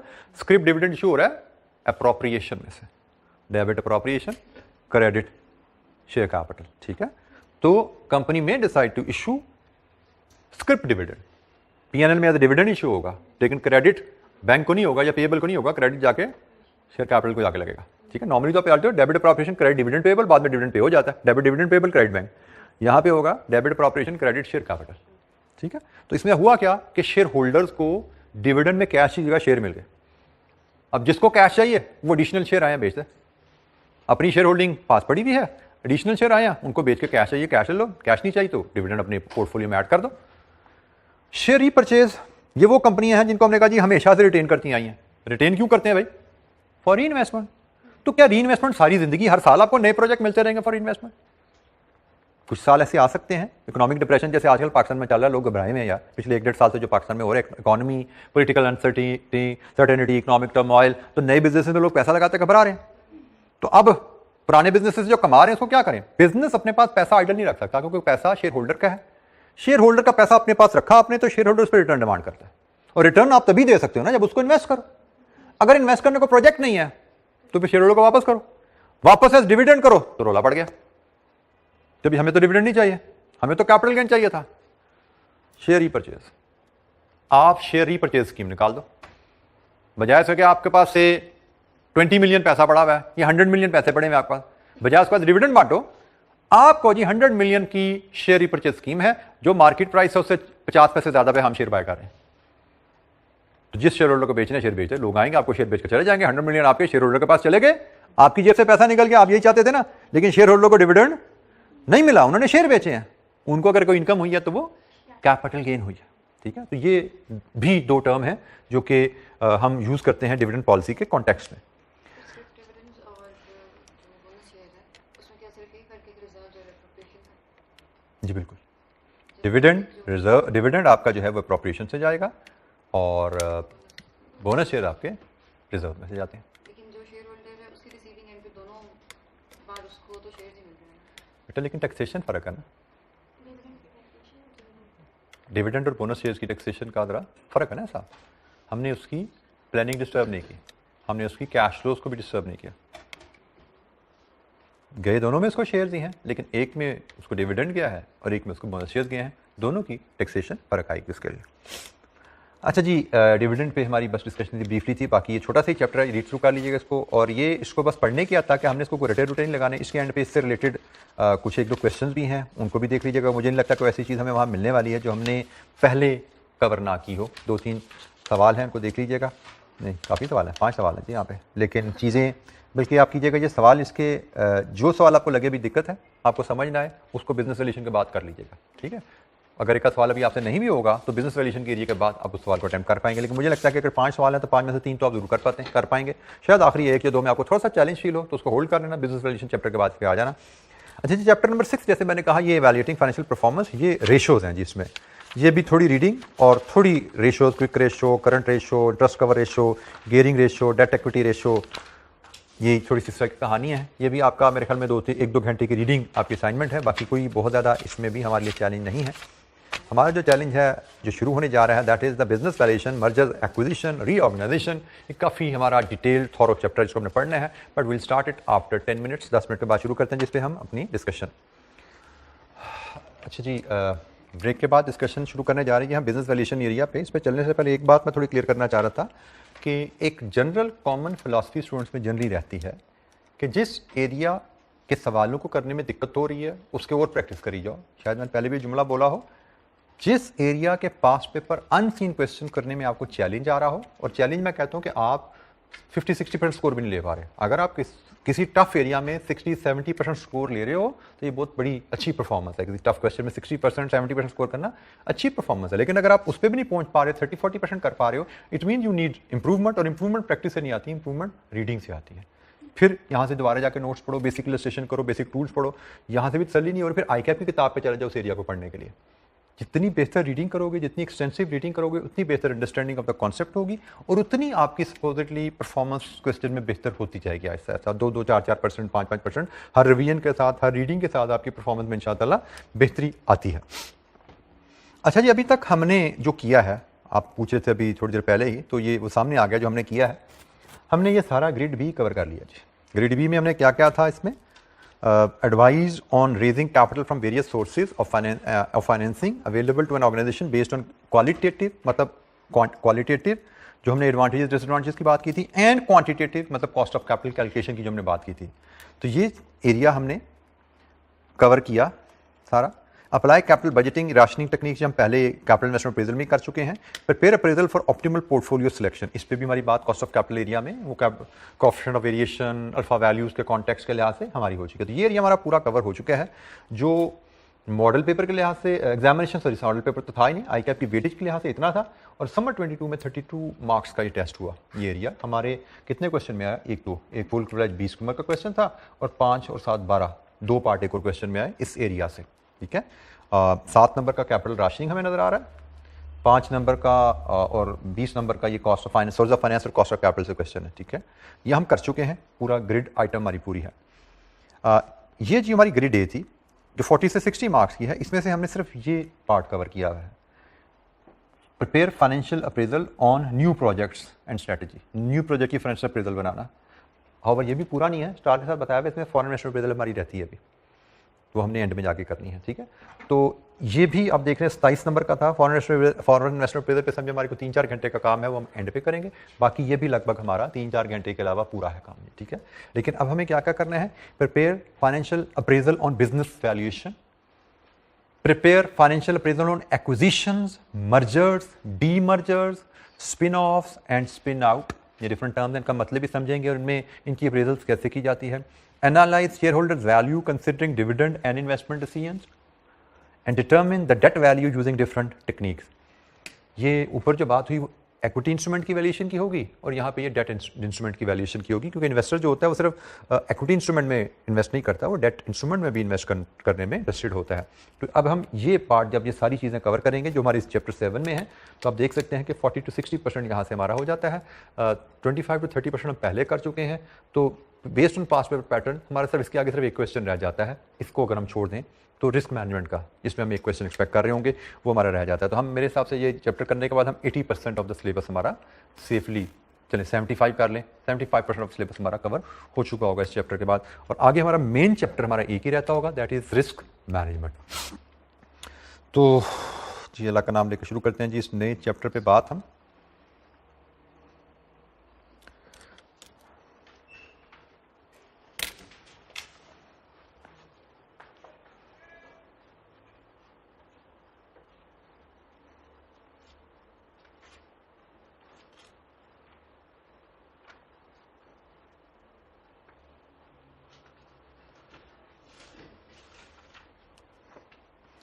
अच्छा जी, बिजनेस वैल्यू में सबसे पहले हमें बिजनेस वैल्यू का मतलब समझना है। बिजनेस वैल्यू से मुराद होती है जी value of equity plus value of debt. इन दो कंपोनेंट्स को सम करें तो ये बिजनेस वैल्यू बनती है। किसी भी बिजनेस में पैसा जो लगा होता है वो इक्विटी इन्वेस्टर ने भी लगाया होता है, डेट इन्वेस्टर ने भी लगाया होता है। और अगर आप उस बिजनेस को fully control and take over करना चाहते हैं तो you will have to pay off both the investor. आपको इक्विटी इंस्ट्रूमेंट को, इक्विटी इन्वेस्टर को भी पे करना पड़ेगा, डेट इन्वेस्टर को भी पे करना पड़ेगा। Only then you will be able to get hold of the whole of the business. ठीक है, तो इसलिए हम जब बिजनेस वैल्यू की बात करते हैं तो business value mean value of equity plus value of debt. Business valuation की हमें जरूरत क्यों पड़ती है? डिफरेंट नेचर की बिजनेस ट्रांजैक्शन होती हैं जिनकी वजह से हमें बिजनेस वैल्यूएशन के टूल को समझने की जरूरत है। Terms of take over and merger decide होनी है। टेक ओवर मर्जर का डिफरेंस आई होप आप सबको पता है। उनकी टर्म डिसाइड होनी है। You need to value each business जिनका आपस में टेक ओवर या मर्जर होने जा रहा है। आपने कोई इन्वेस्टमेंट बाय करनी है, होल्ड करनी है, उसका डिसीजन लेना है कि मैं इन्वेस्टमेंट कोई बाय कर लूं या पहले बाय की हुई उसको होल्ड करूं या बेच दूं। You need to know business valuation. Value the company entering the stock market. आप अपनी कंपनी को स्टॉक मार्केट में लिस्ट करवाना चाहते हैं, आईपीओ में जाना चाहते हैं, उसके लिए भी आपको अपनी बिजनेस को वैल्यू करना पड़ेगा, तभी स्टॉक मार्केट में ऑफर कर पाएंगे। अभी मैं ये शेयर इतने का ऑफर कर रहा हूं। Value to establish value of share held by retiring directors which article में स्पेसिफाई शुड बी सोल्ड। को डायरेक्टर का रिटायर हो रहा है, उसने बेचनी है शेयर, किस वैल्यू पे बेचे share. Then for fiscal purposes capital gain वगैरह निकालने के। अच्छा, यहाँ पे एक ये भी बात आपको ध्यान में रखनी है कि हमने ये सारी कहानी लिखी वैल्यू वैल्यू वैल्यू, तो क्या हमें लिस्टेड कंपनीज को भी वैल्यू करने की जरूरत होती है? उनकी वैल्यू तो एग्जिस्ट करती है ना। अनलिस्टेड में तो मसला है कि मेरे पास अनलिस्टेड कंपनी के शेयर हैं, आपकी पास भी अनलिस्टेड कंपनी, मेरी भी unlisted company, merger take over होना है तो we need to have some value जिसकी बेसिस पे टर्म्स एक्सचेंज रेशियो, भाई हमने नई कंपनी में जाएंगे तो नई कंपनी में कितने शेयर आपको मिलेंगे, कितने मुझे मिलेंगे, वो तो डिपेंड करेगा मेरी कंपनी की वैल्यू क्या, अपनी कंपनी की वैल्यू क्या। अनलिस्टेड है, वैल्यूएशन चाहिए। अनलिस्टेड है, वैल्यूएशन चाहिए हमें for any reason. For example director retire हो रहा है, उसने शेयर बेचने हैं, तो किस वैल्यू पे बेचेगा? अनलिस्टेड कंपनी कोई हिसाब किताब करेगा तो पता लगेगा ना भाई, 2 रुपए का 4 रुपए का, अदरवाइज तो फेस वैल्यू है। क्या, my question is again the same, क्या लिस्टेड कंपनी के शेयर्स को भी वैल्यू करने की जरूरत पड़ती है? यस और नो, कि they already have market value ना। मर्जर टेक ओवर टर्म में, सेल की टर्म में आपने शेयर्स बेचनी है, क्या आपको लिस्टेड कंपनी के शेयर्स को भी वैल्यू करने की जरूरत है? Answer is yes. आपको जो टूल्स हम पढ़ेंगे वो अनलिस्टेड कंपनीज की वैल्यूएशन के लिए भी यूज होते हैं, वो लिस्टेड कंपनीज की वैल्यूएशन के लिए भी यूज होते हैं, क्योंकि शेयर प्राइस जो मार्केट में प्रिवेल कर रही होती है that may not be fair. Market में जो शेयर प्राइस प्रिवेल करती है that may not be fair, क्योंकि परफेक्ट नहीं होती ना स्टॉक मार्केट। स्टॉक मार्केट में कुछ इम्परफेक्शंस होती हैं जिसकी वजह से जो शेयर प्राइस होती है दैट मे बी डिप्रेस्ड, या जिस तरह अल्फा वैल्यू की बात की थी, ओवर वैल्यूड या अंडर वैल्यूड हो सकते हैं शेयर। जब तो मैंने 200, 400, 500, 700 शेयर लेने ना, मेरी सेहत पे इतना असर नहीं पड़ता, मैं स्टॉक मार्केट के प्राइस पे बाय कर लेता हूं। लेकिन जब मैंने एक कंपनी का कंट्रोल बाय करना है 20%, 40%, 50%, 60% शेयर बाय करने हैं, then I need to be sure कि I only pay the value which is fair. ठीक है, तो उसके लिए फिर हमें उनको भी, लिस्टेड कंपनी के शेयर्स को भी वैल्यूएशन टेक्निक के थ्रू असेस करना पड़ता है कि ठीक है मार्केट में जो भी प्राइस चल रही है फेयर वैल्यू उसकी क्या है, because I don't end up paying unnecessarily some high price. तो लिस्टेड कंपनीज के लिए भी वैल्यूएशन के लिए टूल इस्तेमाल किए जाते हैं. अच्छा जी, हमने अकॉर्डिंगली चूंकि बिजनेस वैल्यू के दो कंपोनेंट हैं, हमने भी इसको दो सेगमेंट में ही पढ़ना है. मेन डिस्कशन मैं कहूँगा हमारी 90% डिस्कशन हमारी इस पर रहने वाली है, क्योंकि debt value is very simple. ठीक है, ये तो शायद हम आधे घंटे में क्लोज कर लेंगे. मेजर डिस्कशन हमारी रहनी है वैल्यू ऑफ इक्विटी पे, हम इसी पे ज़्यादा बात कर रहे होंगे और हम शुरू भी डिस्कशन यहीं से कर रहे हैं इक्विटी वैल्यूएशन से. अच्छा, इक्विटी वैल्यूएशन के बारे में कहा जाता है it's an art not science. और आर्ट का मतलब समझना हो तो ये समझो कि मैं आपको कहूँ कि आप सब बैठे हो यहाँ पे, मैं कहूँ जी इसको ड्रॉ करो, तो आप सब इसको ड्रॉ डिफरेंटली करोगे. This is art. ठीक है, डिफरेंटली क्यों ड्रॉ करोगे?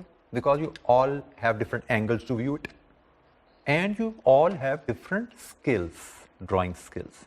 ठीक है, यही इक्विटी वैल्यूएशन में होता है.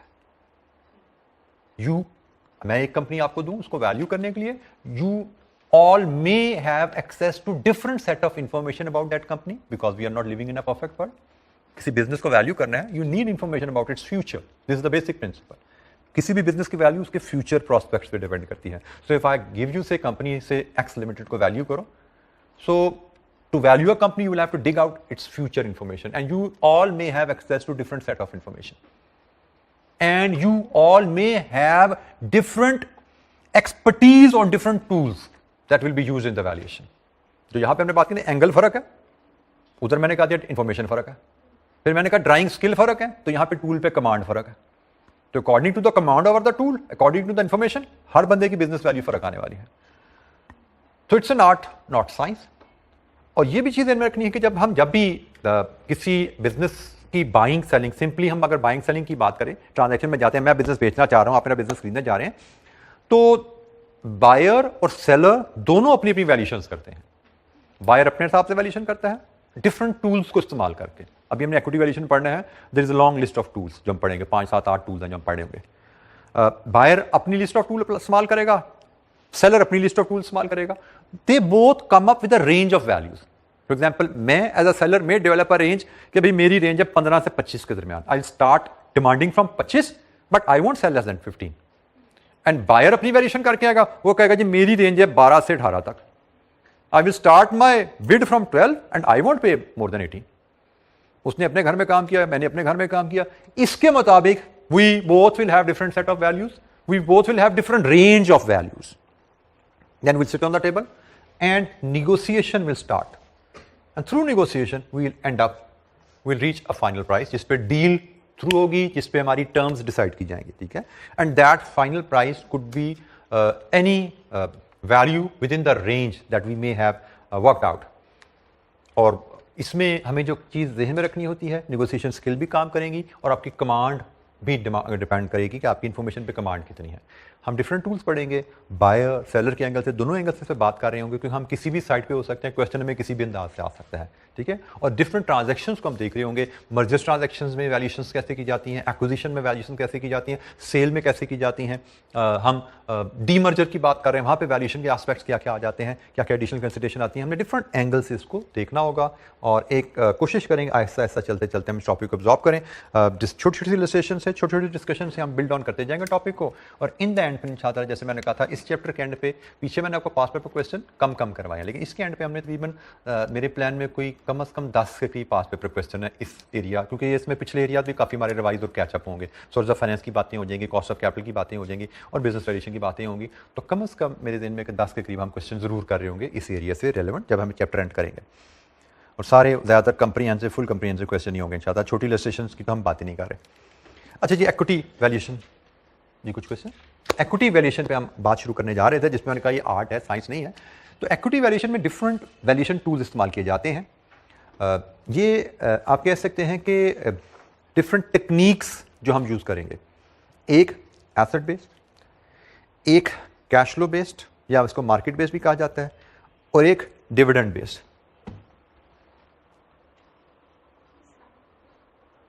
ये चौथी यहाँ से मिस क्यों होगी?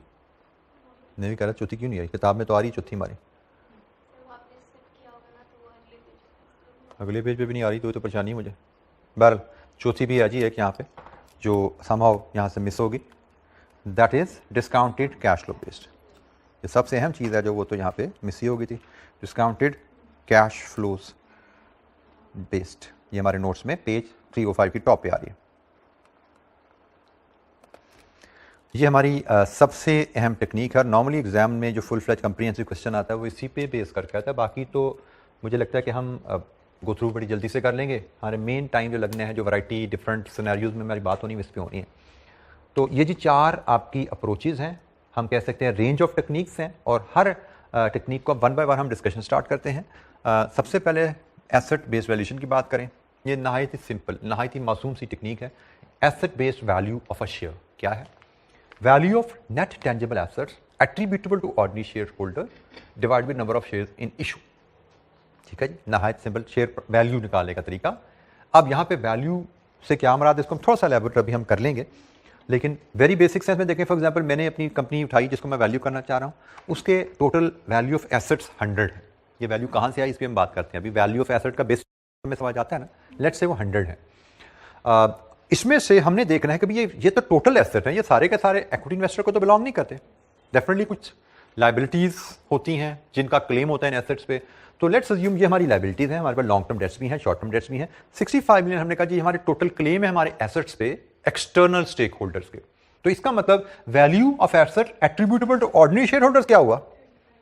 100 minus 65, 35। Value of assets, tangible asset यहाँ पे ध्यान में रखना, टेंजिबल एसेट्स, ठीक है जी, attributable to ordinary share holders 35 over, अगर 10 मिलियन शेयर्स इन इशू है तो वैल्यू पर शेयर एसेट बेस्ड मेथड से 3.5 है। इस मेथड में जो हमें चैलेंज रहता है कि भाई ये वैल्यू कहां से आएगी। ठीक है, ये जो वैल्यू है ये कहां से आए, लायबिलिटीज है इनकी वैल्यू हम कहां से उठाएं। तो उसके लिए हमारे पास ये कुछ गाइडलाइन अवेलेबल होती हैं। एसेट बेस्ड वैल्यू की मैं थोड़ा सा आपको ये बता दूं कि इस पे हम कोई क्वेश्चन नहीं एक्सपेक्ट करते फुल फ्लैज हमें आएगा। ठीक है, अगर किसी बिजनेस वैल्यूएशन के क्वेश्चन में एसेट बेस्ड वैल्यूएशन का कॉन्सेप्ट टेस्ट हुआ, अभी तक तो 2-3 नंबर से ज्यादा शायद मुझे याद नहीं कभी टेस्ट हुआ, तो वी नॉट एक्सपेक्ट इससे ज्यादा टेस्ट भी होगा। 2-3 नहीं, 4 नहीं, 5 तक चला जाएगा, इससे ज्यादा हम इस पर एक्सपेक्ट नहीं करते। ठीक है, जैसे अब ये जो बातें मैं स्लाइड में करने लगा हूं, ये बातें मुझे किसी पास्ट पेपर क्वेश्चन में न्यूमेरिकल में टेस्ट होती नजर नहीं आती, बट मैं यहाँ पे फिर तवज्जो दिला दूं, इसका मतलब ये नहीं कि कभी आनी नहीं है। आप लोग अक्सर बच्चे रिविजन्स और प्रैक्टिस को मिक्स करते हैं। मैं फिर क्लियर कर दूं, अगर आप प्रैक्टिस करते रहोगे आज की क्लास के बाद पास्ट पेपर की, तो एसेट बेस्ड वैल्यूएशन आपकी नजर से कभी दोबारा नहीं गुजरेगा। और हम बहुत से मेथड यहाँ पे पढ़ेंगे जो आपकी नजर से दोबारा नहीं गुजरेंगे क्योंकि पास में वो टेस्ट नहीं हुए। और अगर वो आप रिवीजन ही करते रहे, प्रैक्टिस ही करते रह गए, नोट्स दोबारा ना देखे, किताब दोबारा ना देखी, और आपको इनमें से कोई सवाल 5, 7, 8 नंबर आए जो कि बहुत ही आसान होंगे, लेकिन आप वहां पे बिल्कुल कोरे हो गए। सो हमेशा रिवीजन का मतलब नोट्स और किताब, इसको नहीं छोड़ना आपने। और आखिरी दफा आप नोट्स और किताब पढ़ते हो द डे बिफोर एग्जाम। कल एग्जाम है तो आज का दिन सिर्फ नोट्स पढ़ने होते हैं, ये याद रखना। कोई सवाल नहीं करना होता आज के दिन। आपने कल पेपर है तो आज सिर्फ नोट्स पढ़ते हो, फॉर्मेट्स देखते हो, रीड थ्रू करते हो। फॉर्मेट भी याद करने के लिए नहीं, सिर्फ एफिशिएंसी के लिए एग्जाम में, क्योंकि किताब तो हमारे पास ही होती है। ठीक है, ताकि आपके तमाम जो बेसिक कॉन्सेप्ट्स हैं, जो इंटीग्रेशन ऑफ नॉलेज है, वो रिफ्रेश हो जाए आखिरी दफा। और मुझे लगता है कि इसके अलावा आपको आखिरी दिन कुछ नहीं करना होता। और ये आखिरी दिन में आप रिवाइज तभी कर पाते हो जब आखिरी दिन से पहले आपने 4-5 दफा किताब पढ़ी हो, रिवाइज किया हो, फिर ही आप थॉरो रिवीजन कर पाते हो। अच्छा जी, हम ये जी पहले उसने डेट की बात कर दी, लायबिलिटी की वैल्यूएशन की बात कर दी है कि लायबिलिटी हमने कहा ना कि हमें एसेट की वैल्यू चाहिए, हमें डेट की वैल्यू चाहिए, दोनों को वैल्यू करना पड़ेगा ना। तो बेसिस क्या होंगी? पहले डेट की वैल्यूएशन की बेसिस आ गई। अगर डेट इरिडीमेबल है तो मार्केट वैल्यू ऑफ डेट लेंगे आप। अगर डेट इरिडीमेबल है तो वैल्यू ऑफ लायबिलिटी जो लेंगे वो मार्केट वैल्यू लेंगे। लेकिन अगर डेट रिडीमेबल है तो फिर रिडम्पशन वैल्यू लेंगे आप, फिर मार्केट वैल्यू नहीं आएगी। इरिडीमेबल डेट की मार्केट वैल्यू ली जाती है, कहां पे इस्तेमाल होनी है? यहां पे जी, ये लायबिलिटीज की वैल्यू इस्तेमाल हो रही है। ठीक है, तो इरिडीमेबल की वैल्यू, रिडीमेबल की वैल्यू। अच्छा जी, एसेट्स की वैल्यूज कहां से लाते हैं? जो तो है मॉनिटरी एसेट। मॉनिटरी एसेट्स क्या होते हैं जी? कैश, बैंक, इवन रिसीवेबल, उनको आप लेते हैं बुक वैल्यू पे। इन्वेंट्री को लेते हैं एनआरपी पे। नॉन मॉनिटरी एसेट क्या है? Fixed asset, property, plant and equipment non monetary asset होते हैं जी। इनकी चॉइस, इनको किस वैल्यू पे लेना है? Choice of appropriate base would depend on the objective of acquisition which may be one of the following। Monetary asset में कोई दिक्कत नहीं है, इन्वेंट्री में कोई दिक्कत नहीं है, कॉम्बिग्विटी नहीं है। नॉन मॉनेटरी एसेट की बेसिस दो हैं, एक रिप्लेसमेंट कॉस्ट और एक एनआरवी। हमने कौन सी यूज करनी है, that depends on objective of acquisition. हम एक्विजिशन या हम कोई बिजनेस खरीदना क्यों चाह रहे हैं? हमारे बिजनेस खरीदने की दो पॉसिबल रीजन हो सकती हैं। हम वैल्यूएशन कर रहे हैं खरीदने के लिए, खरीदने की दो पॉसिबल रीजन हो सकती है। Reason number one, business is being acquired to run as going concern. हम बिजनेस इसलिए खरीद रहे हैं कि हमने उसका गोइंग कंसर्न चलाना है फ्यूचर में। और दूसरी, हम बिजनेस इसलिए खरीद रहे हैं कि हम उसको स्ट्रिप ऑफ करेंगे उसके एसेट्स और उनको फॉर प्रॉफिट बेचेंगे। ये भी एक्विजिशन की एक रीजन होती है कि आप एक सिक यूनिट खरीदेंगे, उसकी व्हीकल पार्टी ए को बेच देंगे, उसका प्लांट पार्टी बी को बेच देंगे, लैंड एंड बिल्डिंग पार्टी सी को बेच देंगे, स्टॉक पार्टी डी को बेच देंगे। तो 100 रुपए का बिजनेस खरीदा, टुकड़ों में कंपोनेंट्स से बेच के 105 कमा लिया, नेट 5 का प्रॉफिट ले लिया। तो अगर आप एक ऐसा यूनिट खरीद रहे हो जिसके एसेट स्ट्रिप ऑफ करके फॉर प्रॉफिट बेचने हैं, तो आपकी नॉन मॉनेटरी एसेट की बेसिस फॉर वैल्यूएशन ये होगी। और अगर आप बिजनेस को खरीद रहे हो गोइंग कंसर्न चलाने के लिए, तो आपकी बेसिस नॉन मॉनेटरी एसेट के लिए वैल्यूएशन की रिप्लेसमेंट कॉस्ट होगी। क्या फर्क होता है रिप्लेसमेंट कॉस्ट और एनआरवी में? रिप्लेसमेंट कॉस्ट से मुराद कि अगर ये एसेट्स हम खुद खरीद के बिजनेस खड़ा करें तो हमारी जेब से कितना पैसा जाएगा, ये रिप्लेसमेंट कॉस्ट। और एनआरवी के एसेट को बेचें तो पैसे कितने हाथ आएंगे।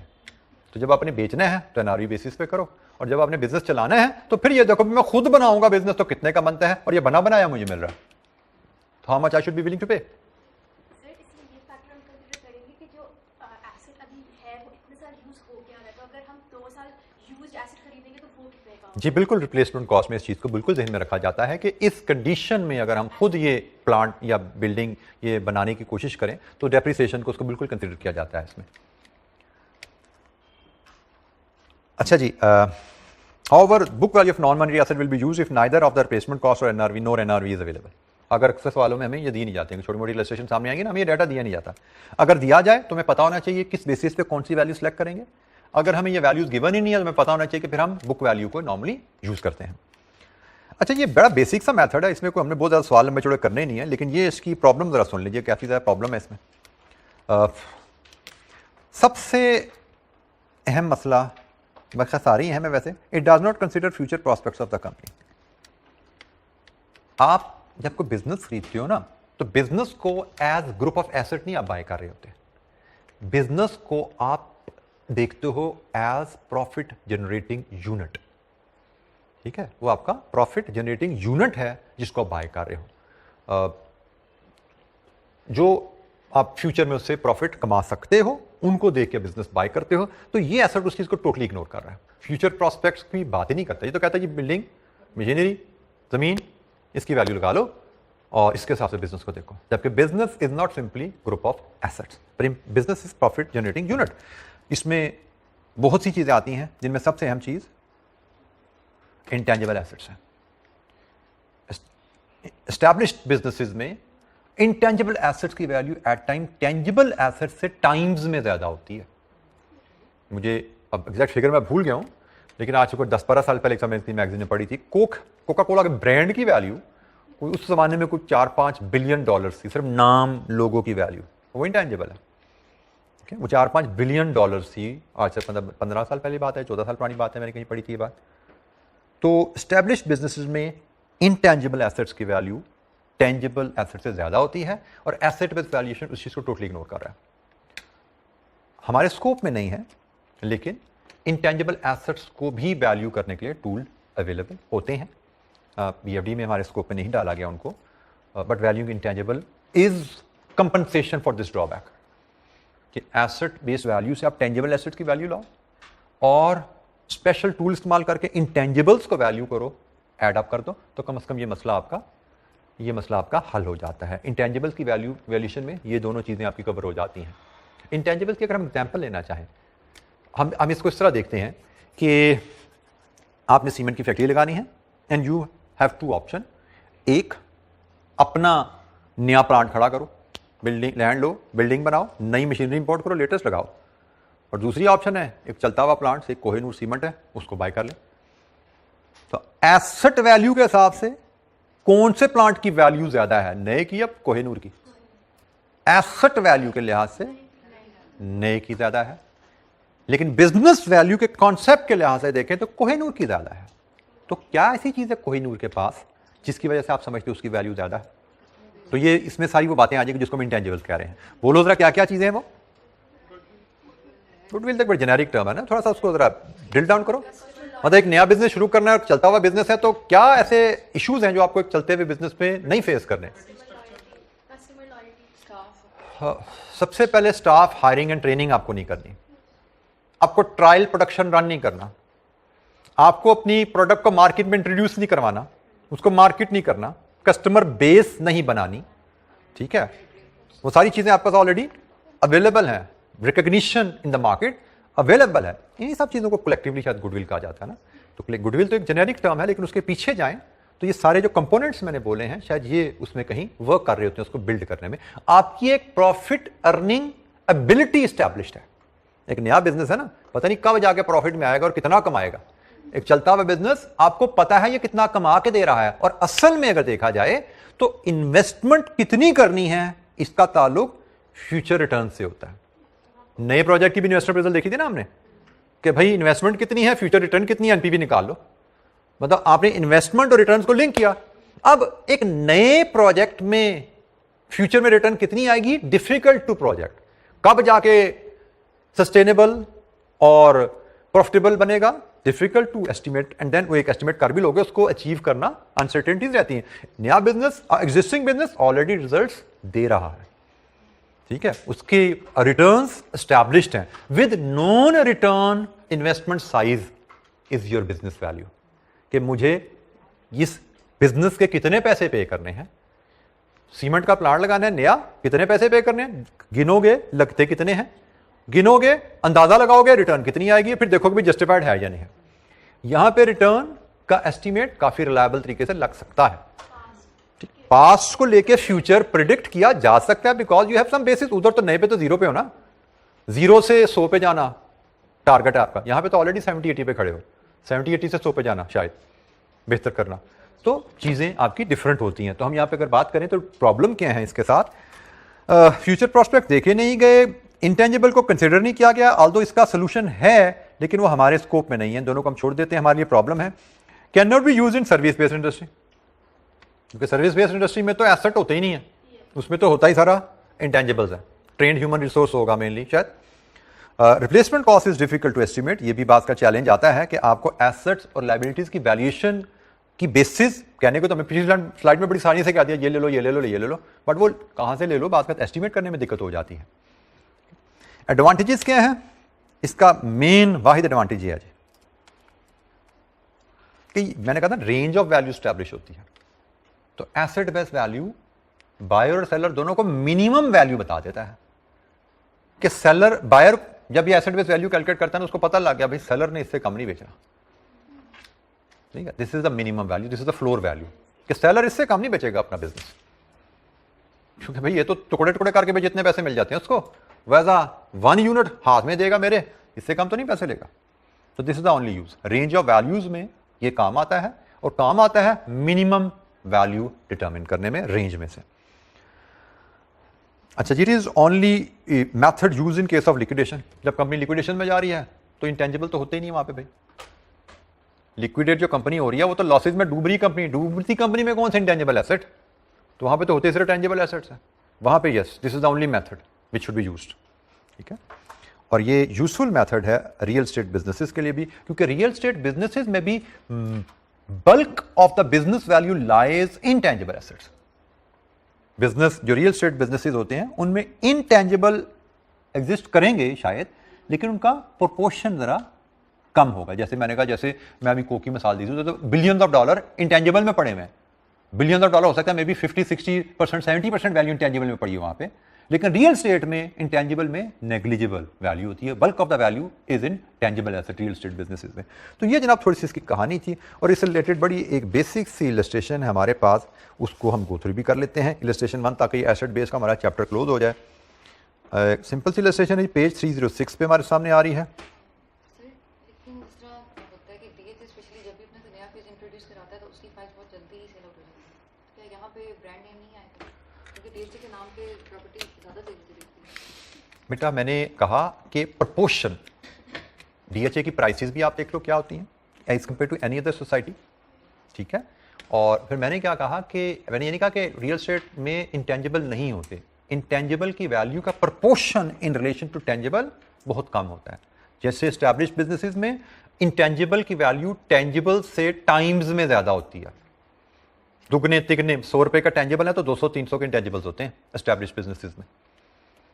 लेकिन रियल एस्टेट में कैसा होगा, फॉर एग्जांपल डीएचए का एक फेज ही बिक रहा है 100 अरब का, 100 अरब का एक फेज है उसका से, तो क्या डीएचए की गुडविल इसी तरह हंड्रेड्स ऑफ बिलियंस में होगी? नेग्लिजिबल होगी, साइजेबल। ठीक है, आम से बैरिया टाउन की अगर मैं कहता हूँ 2 अरब है तो डीएचए की से मैं कहता हूँ 3 अरब होगी, लेकिन उनके टेंजिबल एसेट देखो जाके तो थाउजेंड्स ऑफ बिलियंस के या हंड्रेड्स ऑफ बिलियन के, ठीक है। तो प्रोपोर्शनेटली बहुत कम है। This technique can be useful there. कहाँ पे यूजफुल है उस पर हमने बात की, भाई ये 2-3 यूजेज हैं, इसके अलावा इसका कोई बहुत ज़्यादा यूज नहीं है। अच्छा जी, हमारे पास यहाँ पे रिक्वायरमेंट क्या है, calculate the value of an 80% holding of ordinary shares on an asset basis. अच्छा, इस 80% होल्डिंग के मतलब को समझने के लिए थोड़ा सा मैं फॉर्मूले पे दोबारा लेके जाता हूँ। ये जो फार्मूला हमने लिया था ना, इस फार्मूले में ये जो कंपोनेंट है ना ऊपर, ये 100% शेयर्स की वैल्यू है, ये 100% इक्विटी की वैल्यू है, जिसको हमने नंबर ऑफ शेयर से डिवाइड किया तो वैल्यू पर शेयर आ गई, ठीक है। हमसे कहा जाए जी वैल्यू ऑफ इक्विटी बताओ एसेट बेसिस पे, तो हमें सिर्फ ये न्यूमरेटर को यूज करना है। हमसे कहा जाए वैल्यू ऑफ इक्विटी बताओ एसेट बेसिस पे, तो जनाब सिर्फ न्यूमरेटर यूज होगा, ये वैल्यू ऑफ इक्विटी आ जाएगी।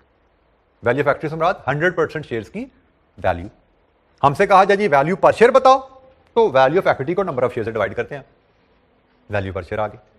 और हमसे कहा जाए, जैसे इसने कहा 80% शेयर्स की वैल्यू बताओ, तो ये कैलकुलेट करो, इसका 80% ले लो, या नंबर ऑफ शेयर्स से डिवाइड करके एक शेयर निकालो, उसको 80% शेयर से मल्टीप्लाई करो, एक ही बात है ना।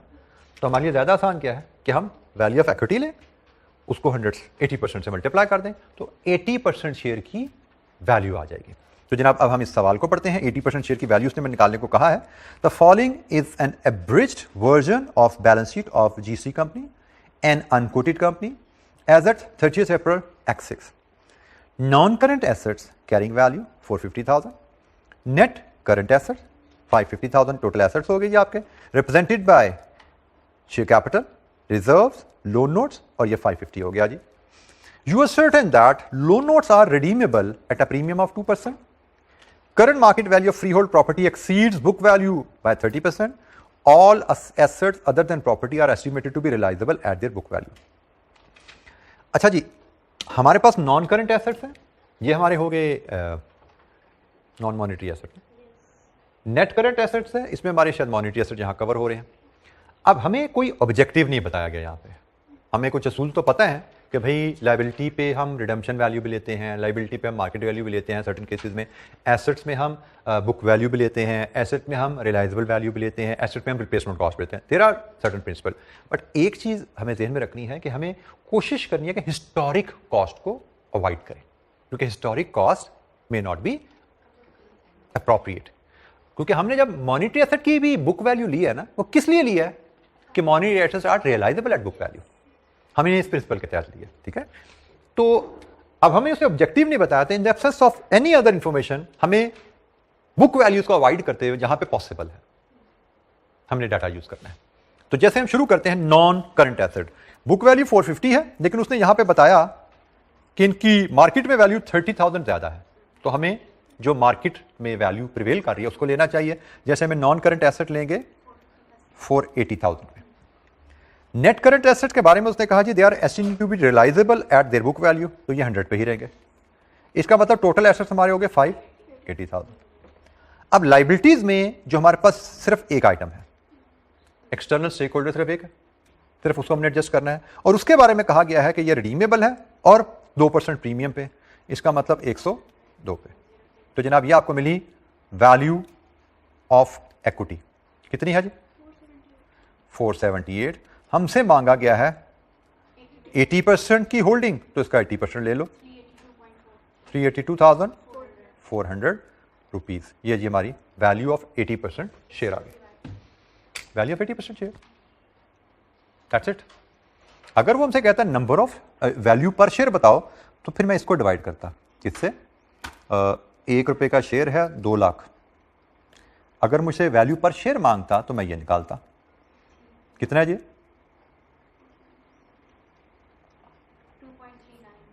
2.39 रुपीज़। और फिर मैं अगर 2 लाख का 80% शेयर लूँ, वो यहाँ पे 160,000 आते हैं, इससे मल्टीप्लाई करूँ तो भी मेरा जवाब ये आ रहा है। ठीक है, तो मैं इसको ऐसे शो कर दूँ, मैं इसको ऐसे शो कर दूँ। आई नीड टू अंडरस्टैंड कि भाई एक ही बात, this is value of equity. 80% shares की, ये 100% शेयर की वैल्यू है, 80% शेयर की वैल्यू क्या होगी?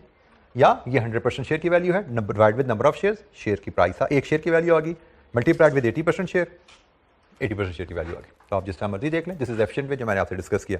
जी एनी क्वेश्चन, कोई सवाल? अच्छा जी, आज के लिए इतना ही। हमारी एक्स्ट्रा क्लास मैंने आपसे कहा था इस वीक लेंगे, लेकिन आई एम नॉट श्योर कि कल मुझे लेनी चाहिए कि नहीं लेनी चाहिए, तो मुझे लगता है कि हम कल का दिन तो ब्रेक करेंगे। मैं आपको एक दिन एडवांस में बताऊंगा कि हम फ्राइडे या सैटरडे में से क्लास लेंगे। टाइमिंग हमारे यही रहेंगे, क्योंकि मेरा सैटरडे ऑफ नहीं होता, टाइम हमारे यही रहेंगे। मैं कल शाम को या परसों शाम, पर कल के दिन में या परसों के दिन में आपसे कंफर्म कर लूँगा, ठीक है, 1 डे इन एडवांस। आज के लिए इतना ही, बाकी इंशाल्लाह नेक्स्ट क्लास में मिलेंगे, इसको कैरी करेंगे आगे। थैंक यू, अस्सलाम वालेकुम।